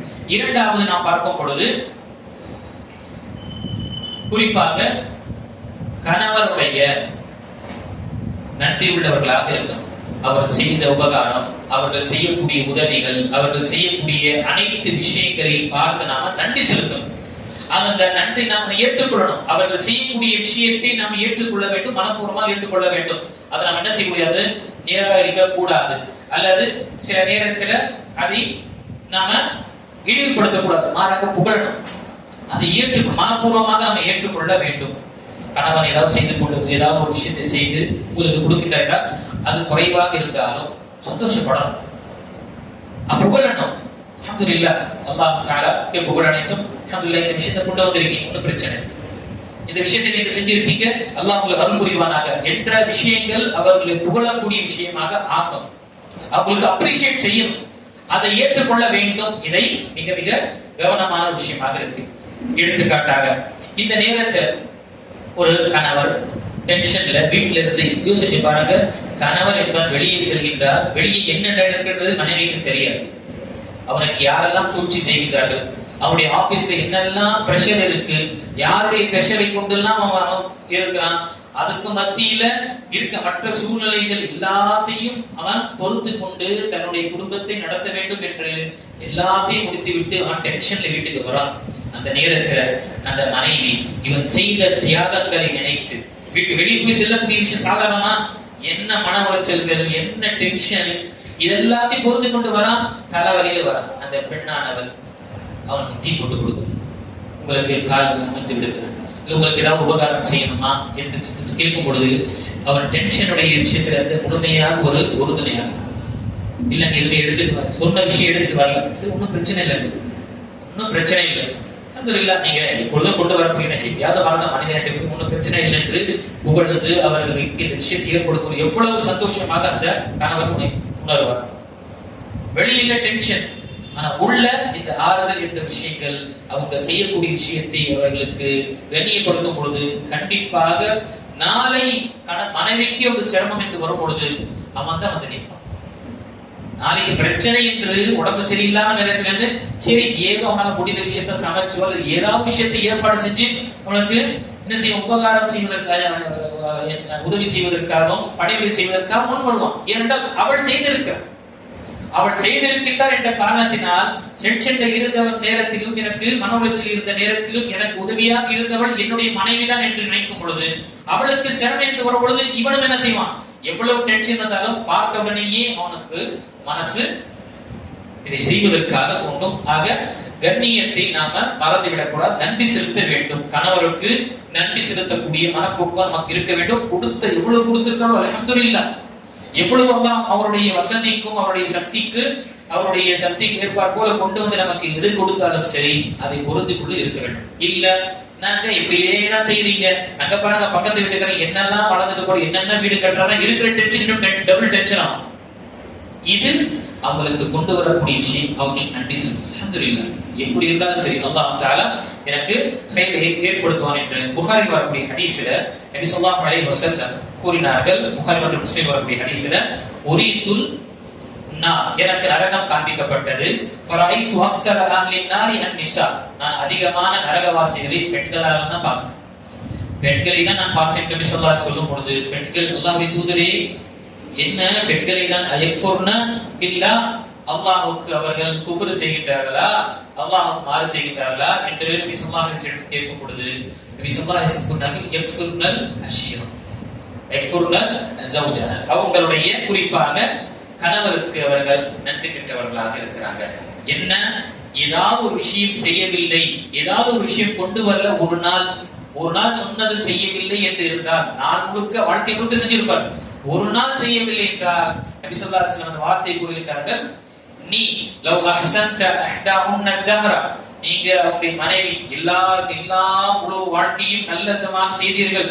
ثم رأت منك شيئا, பிறகு ஒரே ஒரு நேரத்தை நீங்க அவங்க சொன்னது செய்யவில்லை என்றால் அவள் சொல்லக்கூடிய மா ரஅய்து மின்க கைரன் கம், உங்களிடம் எதையும் நலனையும் பார்க்கல, எப்போ பார்த்தாலும் இதெல்லாம் ஏதாவது ஒரு நல்லது செஞ்சீங்களா என்று ஒரே வார்த்தை. என்ன எமோஷன், பெண்கள் பொதுவாக அவங்களுடைய கணக்கிடக்கூடிய விஷயத்துல கொஞ்சம் பலவீனமாக இருக்கும் பொழுது என்னாகும், எதையும் நீங்க செய்யணும். இது ஆண்களுக்கும் வரதான், ஆண்களையும் இருக்கு இல்ல, ஆனா அதிகமான நிலை இது என்ன பெண்களுடைய வாழ்க்கையில ஏற்படும். எல்லாம் செஞ்ச பிறகு என்ன அந்த விஷயம் மட்டும் செய்யாதனால ஒண்ணுமே செய்யணும், எப்ப பார்த்து இப்படிதான் செய்யுங்க என்று சட்டுக்கு போட்ட உடனே என்ன மனசு உடைஞ்சிருச்சு.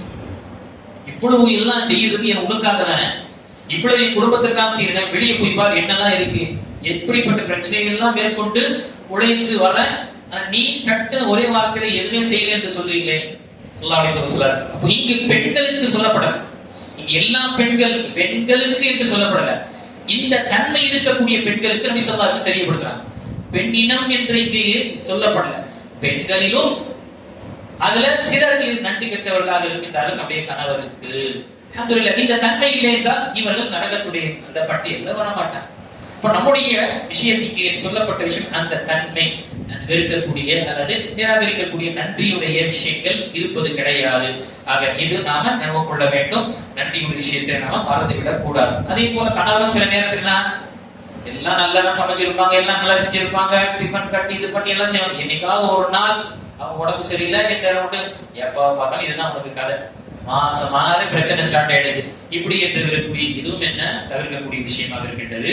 இது நாம சரி ஏதோ ஒரு காரணம் இருக்கு, சரி ஓகே இன்ஷா அல்லாஹ் இன்னைக்கு இல்லையாமா நாளைக்கு ஓகே ஒன்றும் பிரச்சனை இல்லை அல்லாஹ் கைராக்குவான் என்று நாம சொல்லிட்டு போகும்பொழுது அந்த மனைவியுடைய உள்ளத்தில் இவ்வளவு கண்ணியம் இருக்கும், எவ்வளவு கண்ணியம் இருக்கும் அந்த கணவருக்கு, யாரும் நெருங்க முடியாது அவருடைய விஷயத்தில். அவ்வளவு கண்ணியமானதாக அந்த கணவரை வைக்கக்கூடியவராக இருக்கும். இது இரண்டாவது விஷயம், நன்றி உள்ள ஒரு மனப்பக்குவம் இருக்க வேண்டும். அவங்க என்ன எடுத்து கொடுத்தாலும் சரி அதை சந்தோஷமாக ஏற்றுக்கொண்டு இருக்கக்கூடிய விஷயத்தை நாம் பொருந்திக் கொண்டு அல்லாஹ் தஆலா இன்ஷா அல்லாஹ் இன்னும் சிறப்பாக அல்லாஹ் தஆலா ஏற்படுத்துவான் என்ற விஷயங்களை நமக்கு சிந்தனை வர வேண்டும். மூன்றாவது பார்க்கும் பொழுது பெண்கள் மனைவி தன்னுடைய கணவருக்கு கட்டுப்பட்ட வாழ்க்கை வாழணும், கட்டுப்பட்டவளாக இருக்கும், கட்டுப்பட்டவளாக இருக்க வேண்டும். உங்களுடைய கட்டளைகள் உங்களுடைய விருப்பங்களை அதை நிறைவேற்றக்கூடியவளாக இருக்கும். எடுத்துக்காட்டாக வீட்டுல ஒரு மேனேஜர் வராரு, கொஞ்சம் சமைச்சு வைமா பிரியாணி என்று சொன்னாங்க. இவங்களாக ஒரு முடிவெடுத்து டெய்லி ஒரே நான்வெஜ் தான், இன்னைக்கு வெள்ளச்சாதம் வச்சிடலாம், அதாவது வேற ஏதாவது சாதாரண விஷயம் செஞ்சிடலாம்னு சொல்லிட்டு இவர் என்ன செஞ்சிருப்பாரு, மேனேஜரை கூட்டு வரலாம்னு இருப்பாரு. மேனேஜர் மூலமாக ப்ரொமோஷன் கிடைக்கும். அவர் சொல்லிட்டாரு உங்க வீட்டுல பிரியாணி தான் சாப்பிடணும்னு. இப்படி வந்த பிறகு பாக்குறாரு வீட்டுல வெள்ளச்சோறு, இங்க மைண்டே அவுட். இவரு வீட்டுல இவரு பிரியாணி செய்வாரு, பாய் வீட்டுல பிரியாணி செய்வாரு சொல்லிட்டு இவரு விருப்பத்துல வந்தாரு. இங்க பார்த்தா மனைவிக்கு சொன்ன விஷயத்திற்கு முரணாக இருக்கு. அவங்க என்ன செஞ்சாங்க, மனைவி டெய்லி தான் சாப்பிட்டு தான் இருக்கிறோம், சரி ஒரு நாள் கொஞ்சம் டிஃப்ரெண்டா செய்யலாம்னு சொல்லிட்டு அவங்க முடிவு தானாக எடுத்து என்ன செஞ்சாங்க, அவங்க கணவர் சொன்ன விஷயம் செய்யாமல் ஒரு விஷயம் செஞ்சாங்க. இப்ப என்ன ஆச்சு, பிரச்சனை. அவங்க யோசிக்க என்ன ஆச்சு வீட்டுல, அந்த மேனேஜருக்கும் டவுட் ஆயிடும். இப்ப ரெண்டு பேருக்கு மத்தியில் அந்த மேனேஜர் தான் ஒரு திரையாக இருக்காரு. இவர் கிளம்பினோட வீட்டுல பெரிய ஒரு ரணகலமே இருக்கும், பெரிய போடுவே காத்து கொண்டு இருக்கு. இவர் மட்டும் தான் நடுவுல இருக்காரு. போனவன பார்க்கணும் அங்க என்ன பிரச்சனைகள் இருக்கு. சொன்ன விஷயம் செய்யல, நீ இந்த பிரியாணி மூலமா ப்ரொமோஷனே இருந்தது, அவர் விரும்பி வந்திருக்க, நீ இந்த நேரத்துல உன்னுடைய அறிவை நீ பயன்படுத்தின. எனக்கு என்னங்க தெரியும் இது மாதிரி செய்யுங்கன்னு சொல்லிட்டு சரி டெய்லி சாப்பிட்டு இருந்தோம், சரி ஒரு நாள் மாத்தின இந்த விஷயம் சின்ன விஷயம் தான், இது பெரிய ஒரு விஷயம் கிடையாது. சின்ன விஷயத்தில் தான் நான் சொல்றேன் பெருச்சாடி ஆக்குறான். அதுதான் நம்முடைய இந்த உறவுகள்ல ஏற்படக்கூடிய விஷயம். சிறிய விஷயம் தான் என்ன பெரிய ஒரு மாபாதக செயலும் பெரிய அந்த உடைக்கக்கூடிய நிலை ஏற்படுகிறது. ஆக மனைவி இந்த கணவர் சொல்லக்கூடிய விஷயத்தை கட்டுப்பட்டு அவர்களுடைய விஷயத்தை ஏற்றுக்கொண்டு நடக்கும் பொழுது அந்த வாழ்க்கை சிறந்ததாக இருக்கும். இது நாம புரிந்து கொள்ள வேண்டும். குறிப்பாக அதே போல ஒரு அமானியத்தை கொடுத்திருக்காரு, இந்த காசை வைப்பான், இந்த காசை வச்சுட்டு நீங்க நான் தேவைப்படும் எடுத்துக்கிறேன். இவங்க சும்மா தானே இருக்கு வீட்டுல சொல்லிட்டு தம்பியை கொடுத்துறது வியாபாரத்துக்கோ அல்ல யாருக்காவது கொஞ்சம் அமானியம் கொடுத்துருக்காங்க, என்ன ஆகும், வந்து கேட்கிறேன்னு அது தம்பியை கொடுத்துருக்காங்க வியாபாரம் ஆரம்பிக்கிறான்னு சொன்னா சொல்லி சும்மா தானே இருக்கு வீட்டுலன்னு சொல்லிட்டு அது அமானியத்தை சொல்லிட்டு இவன் சொன்ன பிரச்சனை. உனக்கு என்ன சொன்னேன், இதை பாதுகாப்பாவே பத்திரமாகவே இல்லங்க சும்மா தான் இருக்கு, அதனால சரி தம்பி தானே செய்யறான்னு சொல்லிட்டு செஞ்சு கொடுத்தேன். அவன் போட்ட பிசினஸ் வரவே வராது, முதலீடு எல்லாத்தையும் போயிடும். என்ன இப்ப பிரச்சனை ஸ்டார்ட் ஆகும், பிரச்சனை ஸ்டார்ட் ஆகுது. ஆக சொன்னப்பட்ட விஷயங்கள் இந்த விஷயம் சொல்லி இருக்கிறாங்க. ஏன்னா குறிப்பாக நான் என்று பார்க்கும் பொழுது கணவர் என்று பார்க்கும் பொழுது அவர் நிர்வகிக்கக்கூடிய விஷயம் அவருக்கு என்னென்ன விஷயங்கள் செய்யக்கூடியது என்று சொல்லும் பொழுது அவர் அந்த விஷயத்தை கேட்டு அவர்கள் கட்டுப்பட்டு சென்றார்கள் என்றால் சிறந்த ஒரு நிலை அவங்களுக்கு ஏற்படும். அதாவது நபி ஸல்லல்லாஹு அலைஹி வஸல்லம் ஹதீஸ் இப்னு வரக்கூடிய ஹதீஸ்ல 4 தன்மை உடைய பெண் சொர்க்கத்துல எந்த வாசல் நுழைய வேண்டும் என்றாலும் நுழைந்து கொள்ளலாம். நபி ஸல்லல்லாஹு அலைஹி வஸல்லம் சொன்ன 4 தன்மைகள் உடைய இந்த பெண். யார் இந்த பெண்? நபி ஸல்லல்லாஹு அலைஹி வஸல்லம் இதா ஸல்லத் மர்அத் கம்ஸஹா வ ஸாமத் ஷஹரஹா வ ஹஸனத் ஃபர்ஜஹா வ அதாஅத் ஜௌஜஹா. ஒரு பெண் 5 தொழுகின்றார், ரமதானுடைய கடமையான நோன்பை நோக்கின்றார், தன்னுடைய கண்ணியத்தையும் தன்னுடைய மானத்தையும் பாதுகாக்கின்றார், கணவருக்கு கட்டுப்பட்டு வாழ்கின்றார் என்றால் அவளுக்கு சொல்லப்படும் உதுகுலில் ஜன்னத மின் அப்வாபில் ஜன்னதி ஷித்தி, எந்த வாசலில் நுழைய வேண்டும் என்றாலும் சொர்க்கத்தில் நுழைந்து கொள் என்று அல்லாஹ் இந்த மாணவர்கள் தெரியப்படுத்துவார்கள். இன்னும் வரக்கூடிய சரியான இந்த 4 தன்மைகள் பாருங்க எவ்வளவு முக்கியமான விஷயம். இந்த 4 தன்மைகள் இருந்தாலே என்ன சொர்க்கமும் சொர்க்கத்தில் எந்த வாசல் வேண்டும் என்றாலும் அந்த பெண் சென்று விடுவார் என்றால் அதில் முக்கியத்துவமானது என்று பார்க்கும் பொழுது அங்கு அல்லாஹ்வுடைய ஹுகூக்கும் இருக்கு. அல்லாஹ்வுடைய உரிமைகள் நிறைவேற்றிருந்தால் அந்த அல்லாஹ்வுடைய உரிமைகளுடன் என்ன அந்த கணவருடைய உரிமையும் அவருடைய அவருடைய கண்ணியத்தையும் அவருடைய மானத்தையும் அவள் பாதுகாக்கின்றார். இதன் மூலமாக பெண் சொர்க்கத்தில் நுழையக்கூடியவளாக இருக்கின்றார். இதுவும் நாம மனைவியாக இருக்கக்கூடிய இந்த விஷயத்தை ஏற்படுத்திக் கொள்ள வேண்டும். இப்படிப்பட்ட வாய்ப்புகள் வரும் பொழுது மனைவி கணவருக்கு பணிவிடை செய்யக்கூடிய வாய்ப்புகள் வரும் பொழுது அதை மிஸ் பண்ணக்கூடாது. அது எப்பொழுது கிடைக்கும் என்ற ஆப்பர்ச்சுனிட்டிக்காக காத்துக் கொண்டிருக்கும். அவருடைய கணவருடைய விஷயங்கள், அவருக்கு பணிவிடை செய்யக்கூடிய விஷயங்கள், அவருடைய பேச்சையை கேட்கக்கூடிய விஷயங்கள்ல நாம அங்க செய்ய வேண்டும். அங்க உட்கார்ந்துகிட்டு நம்ம ரைட்ஸ் பேசிட்டு இருக்கோம்னா அங்க ஃபைட்டு தான் ஆகும். இதுல குறிப்பாக நாம பார்க்கக்கூடிய விஷயம் பெற்றோர்களை கணவருடைய பெற்றோர்களை பணிவிடை செய்யக்கூடிய விஷயத்தை நாம் பார்க்கிறோம். அல்லாஹ் அக்பர். மார்க்க சட்டங்கள், ஃபத்வாக்கள், முஃப்திகளுடைய ஃபத்வாக்கள், உலமாக்களுடைய ஃபத்வாக்கள் 50 ஃபத்வாக்கள் அடிக்கடுக்கு எடுப்பாங்க. யாரு? மனைவி. கொஞ்சம் தாய் தந்தை உடம்பு சரியாம இருக்கிறாங்க, உங்களுக்கு யாரும் இல்ல, ஏன் தாய் தந்தை பார்த்துக்கோமா என்று சொன்னா, ஏங்க உங்களுக்கு பணிவிடை செய்யதான் கடமை, தாய் தந்தைக்கெல்லாம் கடமை என்று அங்க என்ன வரும்? சட்டம் பேசக்கூடியவங்களா இருக்குமா? இவருக்கும் சட்டம் தெரியும். அதே நேரத்தில் கொஞ்சம் யோசிச்சு அந்த பெண், இது அவங்களுடைய ஒரு தாய் தந்தையாக இருக்கு, ஒரே ஒரு பெண் குழந்தைதான் இருக்கு, வேற யாரும் அவங்க பார்ப்பதற்கு இல்ல, வயோதிகத்தில் அடைந்து விட்டாங்க. இப்ப இந்த இருவர்களுக்கும் இந்த கணவர், சரி உங்களுடைய தாய் தந்தையை நான் பார்த்துக்கலாம், நான் பைனான்சியலாக நான் அட்ஜஸ்ட் பண்ணிக்கிறேன், பொருளாதாரமாக நான் உதவி செஞ்சு உங்களுடைய தாய் தந்தை பார்த்துக் கொள்ளலாம், நீ மற்ற ரீதியாக பணிவிடை செய்து கொஞ்சம் நீ எனக்கு சப்போர்ட் செய்து உங்களுடைய தாய் தந்தைகளை வீட்டு வைத்துக் கொள்ளும் என்று சொல்லும் பொழுது அந்த கணவருடைய அந்தஸ்து மனைவியினுடைய உள்ளத்தில் எவ்வளவு இருக்குமாறு இருக்குமா இல்லையா? இதே விஷயம் ஏன்னா வேறு யாரும் இல்லை, அந்த பெண்ணுடைய தாய் தந்தை அவங்களுக்கு மற்ற குழந்தைகளே கிடையாது, இது ஒரே ஒரு பெண்ணு தான்.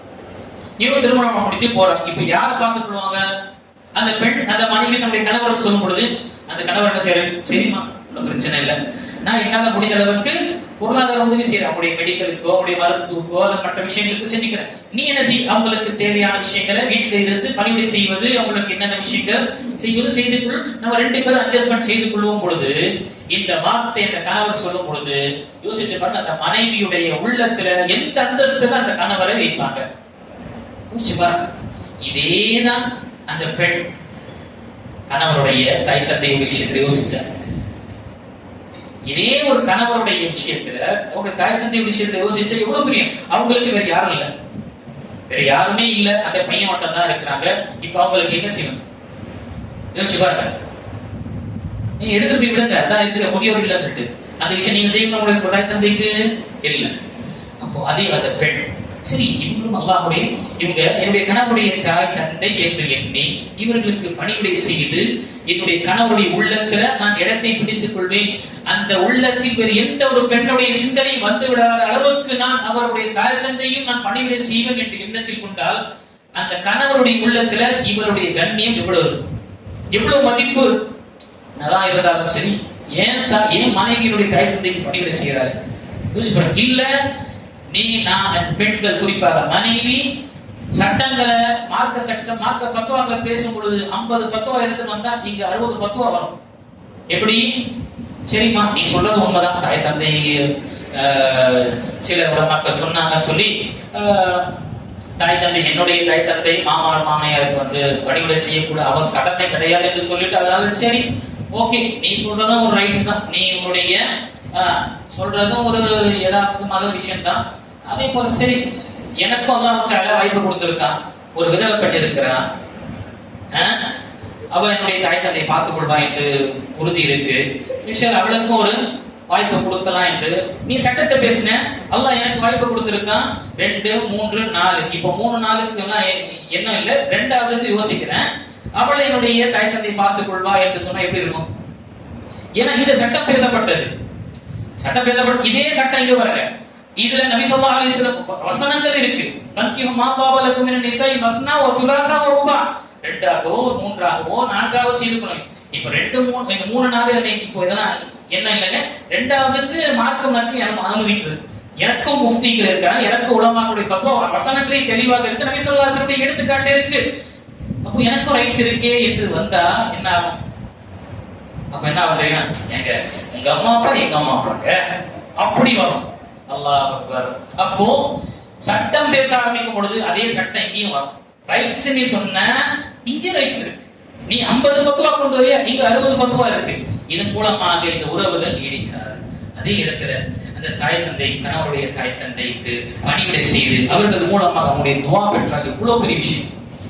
ஒரு விபச்சாரி நாய்க்கு தண்ணீரை கொடுத்து சொர்க்கத்தில் போனவர் யோசிச்சு பாருங்க. விபச்சாரம் செய்த பாவத்தில் விழுந்திருக்கக்கூடிய ஒரு பெண், பாவத்தில் இருக்கக்கூடிய ஒரு ஆண், அவன் அந்த நாய் தாகத்தில் இருந்த நாய்க்கு தண்ணீரை புகட்டி சொர்க்கத்தில் சென்றவர். இந்த தாய் தந்தைக்கு நீங்க பணிவிடை செய்து சொர்க்கத்தில் போக மாட்டீங்களா? யோசிச்சு பாருங்க. நம்முடைய மார்க்கம் நாய், அதை வளர்ப்பதே நமக்கு தடை, அதை வைப்பது காரணம் இல்லாம வைக்கக்கூடாது என்று சொல்லப்பட்டது. அதற்கு தண்ணீரை புகட்டுவதனால் கொடுப்பதினாலே சொர்க்கம் என்று சொல்லப்பட்டது என்றால், தாய் தந்தை பின்ன கணவருடைய தாய் தந்தை பணிவிடை செய்து நீ சொர்க்கத்தை பெறுவதற்கு வாய்ப்பு இருக்கு, நீ அதை இழந்து கொள்ற. அவங்களுக்கு பணிவிடை செய்த துவா வந்து எவ்வளவு பெரிய விஷயம் இருக்கும். ஆக இது நம்ம யோசிக்கக்கூடியதா இருக்கும். இதுவும் என்ன, தன்னுடைய கணவருக்கு கட்டுப்படக்கூடிய விஷயத்துல நாம் கொள்ள வேண்டும்.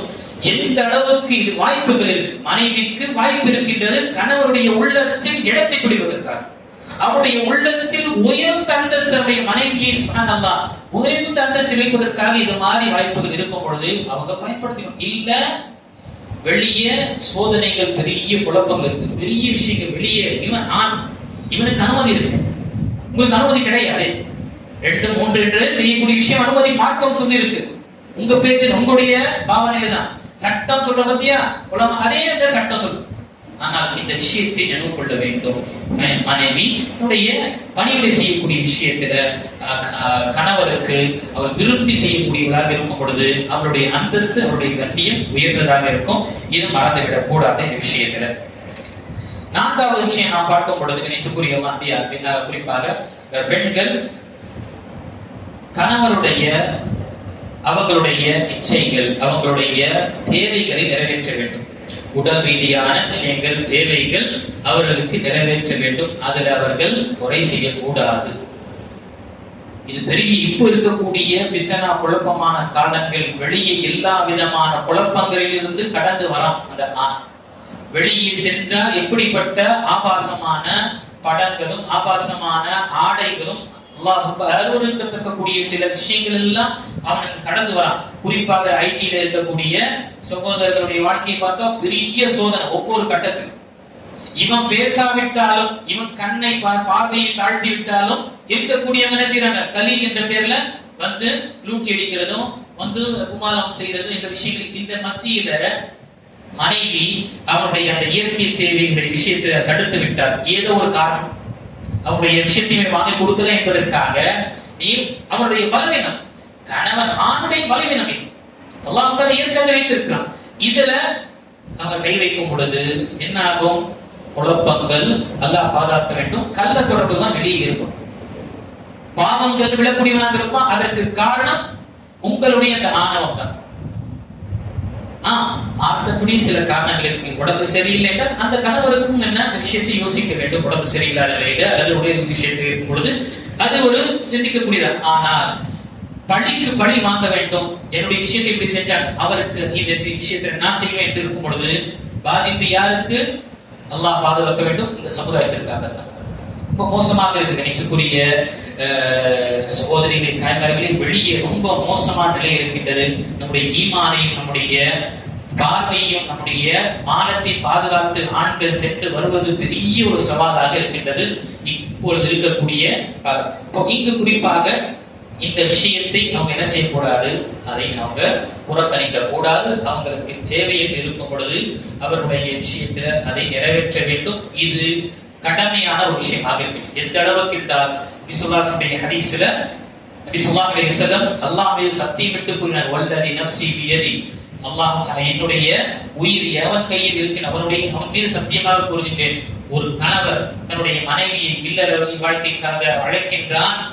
அந்த பெண்ணானவர், அந்த மனைவியானவர் நிராகரிக்கின்றார் என்றால் இரவு முழுவதும் அந்த கணவர் கோபத்தோ அல்லது அவன் சிரமத்துடன் அவன் தூங்கும் பொழுது வானவர்கள் அவர்கள் காலை அவன் பொருந்திக் கொள்ளும் அளவுக்கு, கணவன் பொருந்திக் கொள்ளும் அளவுக்கு அந்த நேரம் வரை இந்த வானவர்கள் அந்த பெண்ணுக்கு சாபத்தை விடுத்துக் கொண்டே இருக்கிறார். அந்த லானத்தையும் பத்துவாக செய்து கொண்டே இருக்கிறார். அப்போ இரவு முழுக்க என்ன, வானவர்களுடைய சாபத்திற்குள்ளாகக்கூடிய ஒரு பெண்ணாக கழிப்பது என்பது விருப்பமானதா, அல்லது மனிதன் என்ற அந்த அடிப்படையில் அந்த கணவருடைய சில பலவீனத்தின் காரணமாக அதை பூர்த்தி செய்வது அல்லாஹ்வுடைய ரஹ்மத்.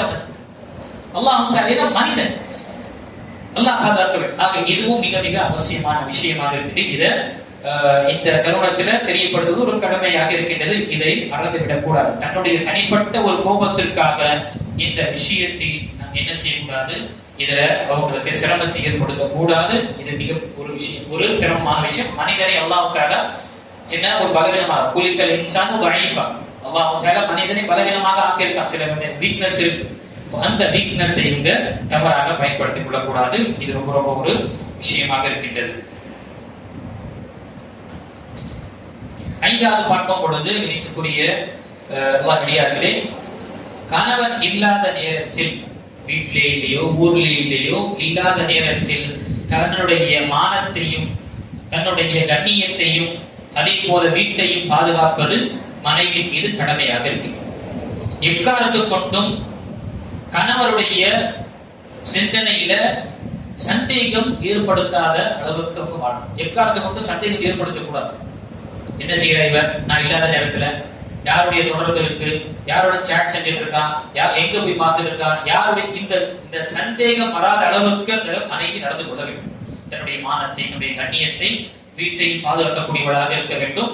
கணவன் இல்லாத நேரத்தில் கணவன் வெளியே சென்றிருக்கின்றார், இந்த விஷயத்தில் அது குறிப்பாக தன்னுடைய நாமுடைய பர்தாவும் நாவையும் என்ன கட்டுப்படுத்த வேண்டும்.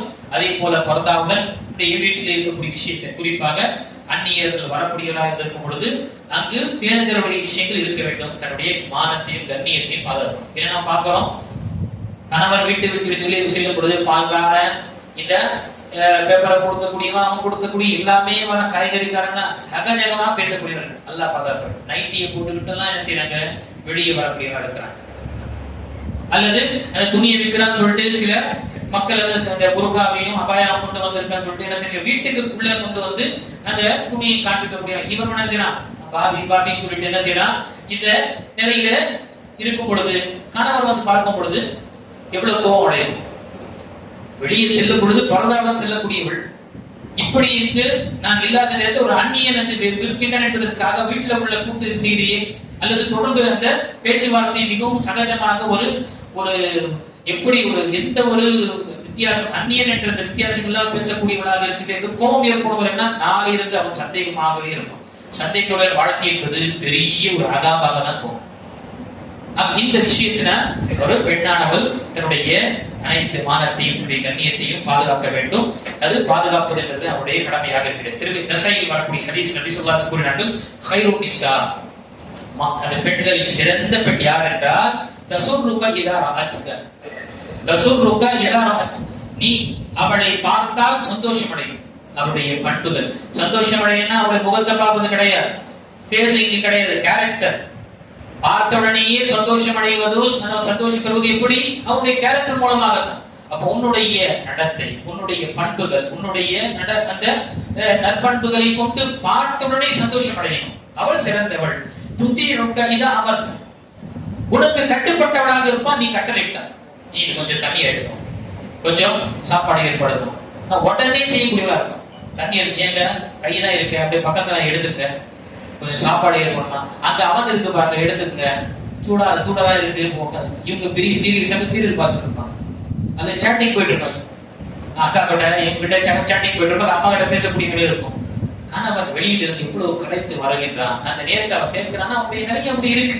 சரி உங்களுக்கு இருக்குதா என்ற விஷயத்தை கேட்கிறான். அந்த நேரத்தில் நாம அங்கதான் இருக்கு, எடுத்துங்க, இங்கதான் இருக்குங்க, எடுத்துங்க, என்ன ஆகும், அல்லாஹ் அக்பர், சிரமங்கள் தான் வரும் இந்த விஷயத்தில். அப்போ துத்தியுக்க இதை அமர்த்த, அவளுக்கு கட்டளையிட்டால் உடனே அவள் கட்டுப்பட்டு உனக்கு பணிவிடை செய்யக்கூடியவருமா. வஜஹஃபது கைபத்தக ஃபீ நஃப்ஸிஹா வ மாலிஹா, இது முக்கியமானது. அவள் தன்னுடைய மானத்தையும் தன்னுடைய கண்ணியத்தையும் அதே போல பொருளாதார செல்வத்தையும் என்ன செய்வாள், அவள் பாதுகாப்பால். நீ இல்லாத போது உன்னுடைய செல்வத்தையும் சரி, உன்னுடைய மானத்தையும் சரி, அவளுடைய மானத்தையும் சரி அவள் பாதுகாக்கக்கூடியவளாக இருப்பார். நஸாயில் வரக்கூடிய சரியான ஹதீஸ். இப்போ இதுவும் முக்கியமான விஷயமாக இருக்கின்றது. இந்த நேரத்தில் என்ன ஆகும், கொஞ்ச நேரத்துல இந்த மாதிரி பேச்சுவார்த்தையில கொஞ்சம் இந்த திருமணம் போகும் பொழுது, அதாவது ஒரு குடும்பமே சேரும் பொழுது கொஞ்சம் மனஸ்தாபம் ஏற்படும் கணவன் மனைவிக்கு மத்தியில. எப்படி ஏதோ ஒரு அவருடைய மனைவியுடைய அவருடைய சின்ன சகோதரன் ஏதாவது பேச்சு விட்டு இருப்பாரு. இந்த இவரு கணவருக்கு கோவம் வீட்டுக்கு கிளம்புன்னு சொல்லுவோம், வீட்டுக்கு கிளம்புங்க போலான்னு சொல்லணும். மனைவி அவங்க என்ன செய்வாங்க, நீங்க போங்க நான் வரல, நீங்க போங்க நான் வரல என்று. என்னுடைய சகோதரிகளுக்கு நான் சொல்லக்கூடிய உபதேசம், போயிடுங்க, கூப்பிட்டு இருக்காரு போயிடுங்க. ஏன், நீங்க அப்புறமாக உங்களுடைய தாய் தந்தையை புரிய வைக்கலாம், நீங்க அப்புறமாக வந்து சகோதரனை புரிய வைக்கலாம். கணவர் அந்த பேரத்தில் கோபமாக நம்ம புரிய வைக்க முடியாது. நீங்க போங்க நான் அப்புறம் வரலன்னா அவ்வளவுதான், இப்படியே போயிடு, வராதுன்னு சொல்லுவோம். ஏன்னா அது சைக்காலஜி. மனிதன் குறிப்பாக கணவன் கோபத்துடைய நிலையில் இருக்கும் பொழுது அவனை புரிய வைக்க முடியாது. அதான் சில உலமாக்கள் எடுத்துக்காட்டு சொல்லுவாங்க. புத்தி உள்ளவனுக்கும் புத்தி இல்லாதவனுக்கும் ரெண்டு பேருக்கும் சண்டை இருக்குன்னா யாருடைய தரப்புல கூப்பிடுற ரெண்டு பேரும் கூப்பிடுறான்னு எதை பக்கம் போனீங்கன்னா புத்தி இல்லாதவங்க ஃபர்ஸ்ட் வந்து அவனை இது பண்றதுக்காக அவன்கிட்ட போயிடுவான். ஏன்? இவங்களுக்கு அறிவுள்ளவர்கள் சிந்திக்கக்கூடியவர்கள் அப்புறமாவது புரிய வைக்கலாம், இவங்க புரிய வைக்க முடியாது. அப்ப இந்த நேரத்துல கணவன் என்ற நேரம் கோபத்தில் இருக்கும் பொழுது மனைவி உடனே அந்த கூட வந்திருக்கானா என்னுடைய பேச்சை கேட்டது. அதுக்கு பிறகு தாய் தந்தைக்கு புரிய வைத்துக் கொள்ளலாம், சகோதரன் இல்லப்பா கொஞ்சம் டென்ஷனாக இருந்தாங்க அவங்க செய்யும். ஆனால் நாம் அதை விட்டு கணவரை நாம் தனிமைப்படுத்தி விட்டோம் என்றால் அல்லாஹ் அங்கதான் பிரச்சனையே. ஏன்னா அவங்க புரிய வைக்க முடியாது, அந்த நேரத்துல அவங்க எடுக்கக்கூடிய முடிவுதான் இருக்கு, புரிய வைக்க முடியாது. ஆக இதையும் நீங்க அவசியம் சிந்திக்கக்கூடிய ஒரு விஷயமாக இருக்கின்றது. இந்த விஷயத்தை நம்ம மறந்துவிடக் கூடாது. அதே போல இந்த சேட்டிங் இப்ப இருக்கக்கூடிய காலத்துல எல்லாம் சேட்டிங் கசன் இவங்க அவங்க சேட்டிங் செய்யும் பொழுது கணவருக்கு இந்த விஷயங்கள் பிடிக்காது. மார்க்கம் என்ன? அந்நிய ஆண்களுடன் தொடர்பு கொள்வது, தேவையில்லாத விஷயத்துல தொடர்பு ஏற்படுத்திக் கொள்வது என்ன மார்க்கம் தடுக்கின்றது. இந்த விஷயம் தன்னுடைய கணவருக்கு சந்தேகம் ஏற்படுத்தி விடக் கூடாது. என்ன ஆகும்?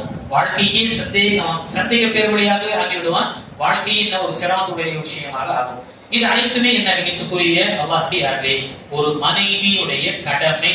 கிட்டத்தட்ட 5 விஷயங்களை தெரியப்படுத்தேன். இந்த மனைவி கணவருக்கு செய்யக்கூடிய இந்த கடமைகளை அவர் சிந்தித்து இது என் மீது கடமையாக இருக்கின்றது, இது என் டியூட்டி என்று செய்யும் பொழுது ஆட்டோமேட்டிக்காக கணவரும் என்ன வருவார், என்னுடைய டியூட்டி இருக்கு, அதை நான் செய்ய முடியாது. இப்ப அடுத்ததாக இந்த கணவருடைய டியூட்டி என்ன இருக்கு என்று பார்க்கலாம். கணவருடைய டியூட்டி என்ன இருக்கு பார்க்கலாம். ஏன்னா இப்போ நம்ம உட்கார்ந்து இருக்கிறோம், சில உருவாக்கலன்னா நல்லா சொல்லுங்க உஸ்தாத், நல்லா சொல்லுங்க உஸ்தாத், வீட்டுல தான் வந்திருக்காங்க அதெல்லாம் கூப்பிட்டு வந்திருக்கேன் சொல்லிட்டு எல்லாம் அடுத்து நம்ம பொறுப்பு இருக்கு, நம்ம பொறுப்பு அதிகமாக இருக்கு, நம்முடைய ரெஸ்பான்சிபிலிட்டி அதிகமாக இருக்கு. இதையும் நான் நினைவு கொள்ள வேண்டும். இங்கு ஒரு கணவருடைய கடமை, நான் உரிமையை சொல்வதை விட கடமையை நான் சொல்றேன். ஏன்னா உரிமை எல்லாருக்கும் தெரியும், இது செய்யணும் அது செய்யணும், கடமை தான் மறந்துடும். ஏன்? என்னுடைய கடமை என்ன இருக்கு அதை மறந்து, என் டியூட்டி என்ன இருக்கு அதை மறந்துடும். கணவன் என்ற அடிப்படையில எனக்கு என்ன டியூட்டி சொல்லப்பட்டது மார்க்கம் அதை மறந்துடும். என் ரைட்ஸ் என்ன சொல்லப்பட்டிருக்கு அதை நினைவு கொள்ளும். இங்கு கணவன் மனைவி இருவர்களும் என் டியூட்டி என்ன, கணவன் என்ற அடிப்படையிலும் மனைவி என்ற அடிப்படையிலும் என்னென்ன டியூட்டி இருக்கு என்று நினைக்கிறேன். இங்கு கணவருடைய பொறுப்பு மற்றும் அவங்களுடைய கடமைகள் முதல் விஷயம், முதல் எடுத்தவுடனே முதன்மையானது கணவர் தன்னுடைய மனைவியுடன் நல்ல முறையாக நடந்து கொள்ள வேண்டும். ஹுஸ்னுல் அஷீரா, நல்ல முறையாக சிறந்த முறையில் அவனுடைய தொடர்பு மனைவியுடன் இருக்க வேண்டும். சிறந்த ஒரு கணவனாக அவன் திகழ வேண்டும் அவன் மேற்கொள்ளக்கூடிய விஷயத்தில். ஏனென்றால் இவன் பொறுப்புதாரி, நிர்வாகி இருக்கும் பொழுது இவருடைய கீழ் அவருடைய மேற்பார்வையில் இருக்கக்கூடியவர்கள் நல்ல முறையாக நடக்கும் பொழுது அவர்களும் நல்ல முறையாக நடந்து கொள்வாங்க. நாம நம்முடைய இருக்கிற ஒரு அத்தாரிட்டி பர்சனாக இருக்கும், நமக்கு மேற்பார்வையில் சிலர்கள் வேலை செய்து கொண்டிருப்பாங்க, சிலர் பொறுப்பு இருக்குன்னா அவர்களும் நல்ல முறையாக நடந்து கொண்டோம் என்றால் அவர்களும் என்ன சிறந்தவர்களாக ஆவார். அப்ப முதல் விஷயம் இங்கு கணவருக்கு நல்ல ஒழுக்கத்தும் நல்ல பண்புகளுடன் மனைவியுடன் நடந்து கொள்ள வேண்டும். இது மிக மிக முக்கியமானதாக இருக்கு. இவங்களை நாங்க விலை கொடுத்து அடிமைகள் போல வாங்க, இவங்களை நாம அல்லாஹ் தஆலாவுடைய கட்டளையின் பிரகாரம் நிகா செய்து நம்முடைய அமானியத்தை நாம் அவங்கள பொறுப்பு எடுத்துக் கொண்டிருக்கிறோம். அவர்கள் அல்லாஹ்வுடைய அமானியம், இதை நினைக்க வேண்டும்.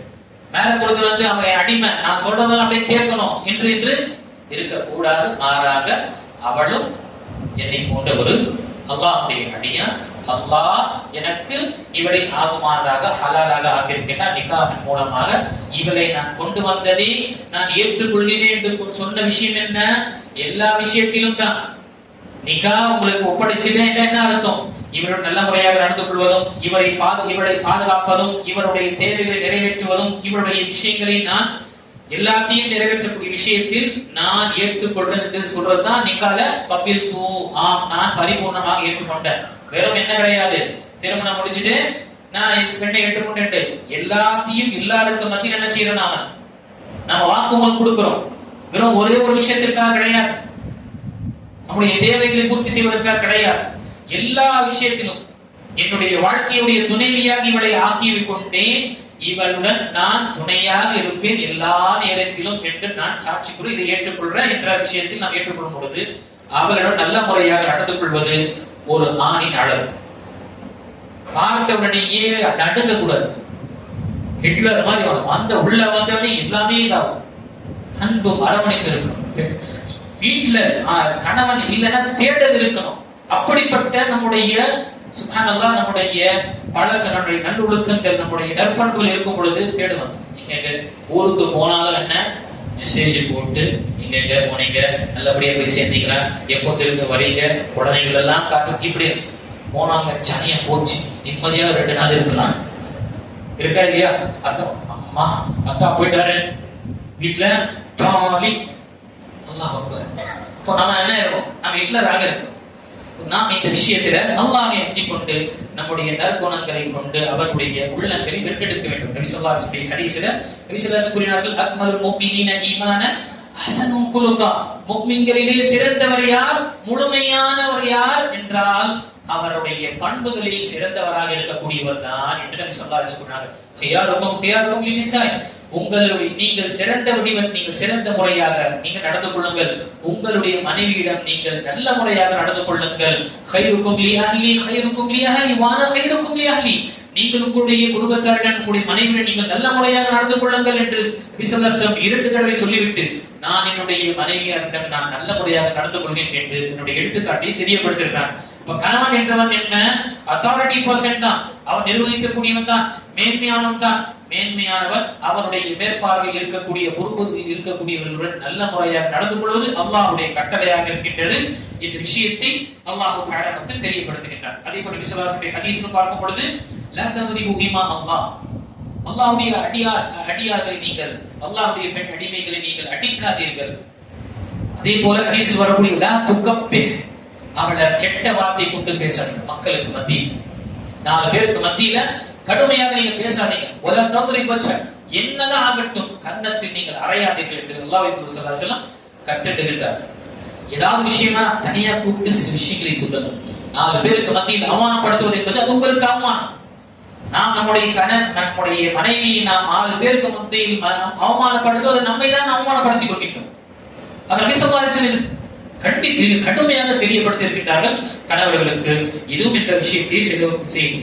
இப்படி ஒரு நல்ல முறையாக நடந்து கொள்ளும் பொழுது நம்முடைய வேல்யூ எங்க இருக்கும்?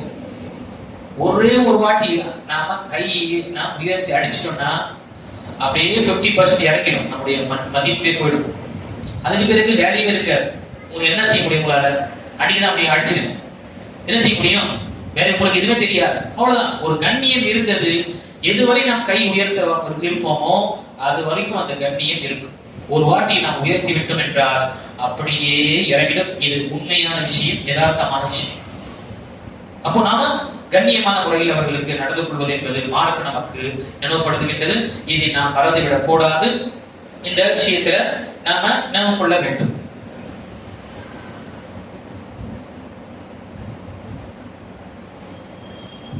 எந்த அளவுக்கு என்றால் நம்முடைய இருக்கக்கூடிய நாம் வீட்டுல இருக்கிறது சந்தோஷம் வரும். அந்த மாதிரி இருக்கும். வீட்டுல பிக்னிக் வேண்டாங்க, நீங்க இருந்தாலே போதும். நீங்க இருந்தாலே சந்தோஷம் தான். பிக்னிக்கை விட நீங்க இருந்தாலே சந்தோஷம். குழந்தைகள் சந்தோஷம் அடைகிறாங்க. அக்கா இல்ல ஒரு சிரமமாக இருக்கு, நீங்க இல்லைன்னா ஒரு பாதுகாப்பு இல்லாத மாதிரி தான், ஒரு பயமாக இருக்குங்க. அந்த மாதிரி நிறைய நாம நம்முடைய நல்லொழுக்கத்தை கொண்டு அர்ப்பணிப்பதை கொண்டு நம்முடைய மனைவியுடன் நடந்து கொண்டோம் என்றால் யோசிச்சு பாருங்க, நம்முடைய அந்தஸ்து எங்க இருக்கும். அப்போ நாம இந்த விஷயத்தை நினைவு கொள்ள வேண்டும். 2வது பார்க்கும் பொழுது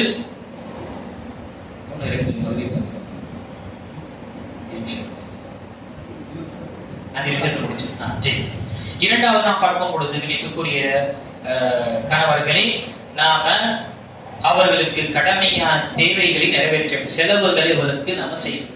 நம் மீது கடமை இருக்கு அவர்கள் மீது செலவு செய்வது. நஃபகாத் என்ற விஷயங்கள் நாம் அவர்களுக்கு தேவையான அவருடைய உணவு, ஆடை, அவங்களுக்கு தேவையான அத்தியாவசியமான விஷயங்களை கொடுப்பது என்பது நம் மீது கடமை. இந்த விஷயத்தை அவங்களுடைய மெடிக்கல் ரீதியான அது மற்ற விஷயங்கள் எல்லாம் நம் மீது கடமை நாம செய்யணும். என்ன ஆகும்னா, கோபமா இருக்கும் பொழுது இப்போ நான் காட்டுறேன் என் பவர், உனக்கு பிரச்சனை போ, உங்க அப்பா அம்மா கிட்ட போ. மெடிக்கல் ரீதியான ஏதாவது பெரிய சிகிச்சை என்ன செய்யணும், உங்க அம்மா கிட்ட போ, உங்க அக்கா கிட்ட போ. திருமணத்துக்கு முன்னாடி பிரச்சனை இருக்கிறது தெரியவில்லை, குடித்திருச்சு, இப்போ நிக்கா ஆயிடுச்சு. இப்போ இந்த கணவன் என்ற ஒரு ஆண் என்பவன் அதை பார்த்துக் கொள்வது கடமையானது. அந்த ஒரு விஷயத்தை செய்துதான் நீ நிக்காவை ஏற்றுக்கொண்டு. அப்படி இருக்கும் பொழுது சிரமம் இருக்கும் போது நிற்போம். இல்ல தன்னுடைய அந்த அந்த அத்தாரிட்டிகள் என்கிட்ட தானே வரணும், என் பேச்சுக்கு சரி உங்களுக்கு செலவு நான் செய்ய மாட்டேன், தேவையான விஷயங்கள் வீட்டுடைய அவசரங்கள் இருக்கு வாங்கி கொடுக்க மாட்டேன், என்ன செய்யலாம். இவன் வெளியே போய் ஹோட்டல்ல சாப்பிடுவான், ரெஸ்டாரண்டா போவான், வகை வகையா சாப்பிடுவான், வீட்டுல வந்து செலவு செய்ய மாட்டான். அல்லாஹ் தஆலா மிக கோபமடைகின்றான். எப்படி ஒரு அடியார், ஒரு கணவர் தன்னுடைய அல்லது ஒரு பொறுப்புதாரி அவர் செலவழிக்கக்கூடிய தன்னுடைய பொறுப்பில் இருக்கக்கூடியவர்களை செலவு செய்யக்கூடிய விஷயத்தில் அவன் தவறு செய்கின்றான் அல்லது பிழை செய்கின்றான் என்றால் அது அவனுக்கு குற்றமாகவே இருக்கும். ஒரு மனிதன் குற்றவாளி என்பதற்கு அல்லாஹ்விடம் இதுவே போதுமானது. அவனுடைய மேற்பார்வையில் இருக்கக்கூடியவர்களுடைய கடமை அவன் நிறைவேற்றவில்லை என்றாலே அவனை குற்றவாளி அல்லாஹ்விடம் என்று நபி ஸல்லல்லாஹு அலைஹி வஸல்லம் ஹதீஸ்ல இருக்கு. இது நாம இந்த விஷயத்தை நினைவு கொள்ள வேண்டும். என்ன இருந்தாலும் நீ டிபெண்டன்ட் தான், நான் கொடுத்தாலும் நீ ஆகும் என்ற விஷயத்தை நம்ம அந்த விஷயத்தை செய்யக்கூடாது. மாறாக இது நினைவு கொள்ள வேண்டும். இன்ஷா அல்லாஹ் நாம இதற்கு பிறகு இன்னும் ஒரு 5 விஷயங்கள், இன்னும் 2-3 விஷயங்கள் கணவர்களுடைய கடமைகளை பற்றி நாம் அறிவோம் மகளிருக்கு பிறகு. அதற்கு பிறகு இந்த இருவரும் கணவன் மற்றும் மனைவிக்கு மத்தியில் இவர்கள் இருவர்கள் மீது ஒன்று சேர்ந்து கடமைகள் என்ன இருக்கு இதையும் நாம் அறிந்து கொள்வோம். இதை அறிந்து கொண்டு கண்டிப்பாக நம்முடைய வாழ்க்கையில் மாற்றம் ஏற்படும். நம்முடைய வாழ்க்கை சுப்ஹானல்லாஹ் இந்த திருமண உறவு என்பது ஒரு வெற்றிகரமான உறவாக ஆகும். அல்லாஹ் எந்த திருமண உறவை ஒரு நிம்மதியான, ஒரு சந்தோஷம், ஒருவருக்கு ஒரு மஹப்பத் ஏற்படுத்தக்கூடியதாக அல்லாஹ் தஆலா தெரியப்படுத்தி அது என்னுடைய அத்தாட்சியில் ஒன்றாக குறிப்பிட்டிருக்கின்றானோ அப்படிப்பட்ட திருமண உறவு ஆகும்.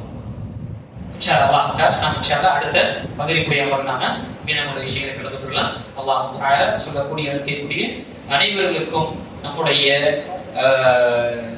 துணைவிகளிடம், நம்முடைய குறிப்பாக நமக்கு மத்தியில் இந்த கடமையில் நிறைவேற்றக்கூடியவர்களாக அல்லாஹ் ஆக்கிடுவானாக. ஆமீன். வாஹிரு தஅவானா அல்ஹம்துலில்லாஹி ரப்பில் ஆலமீன்.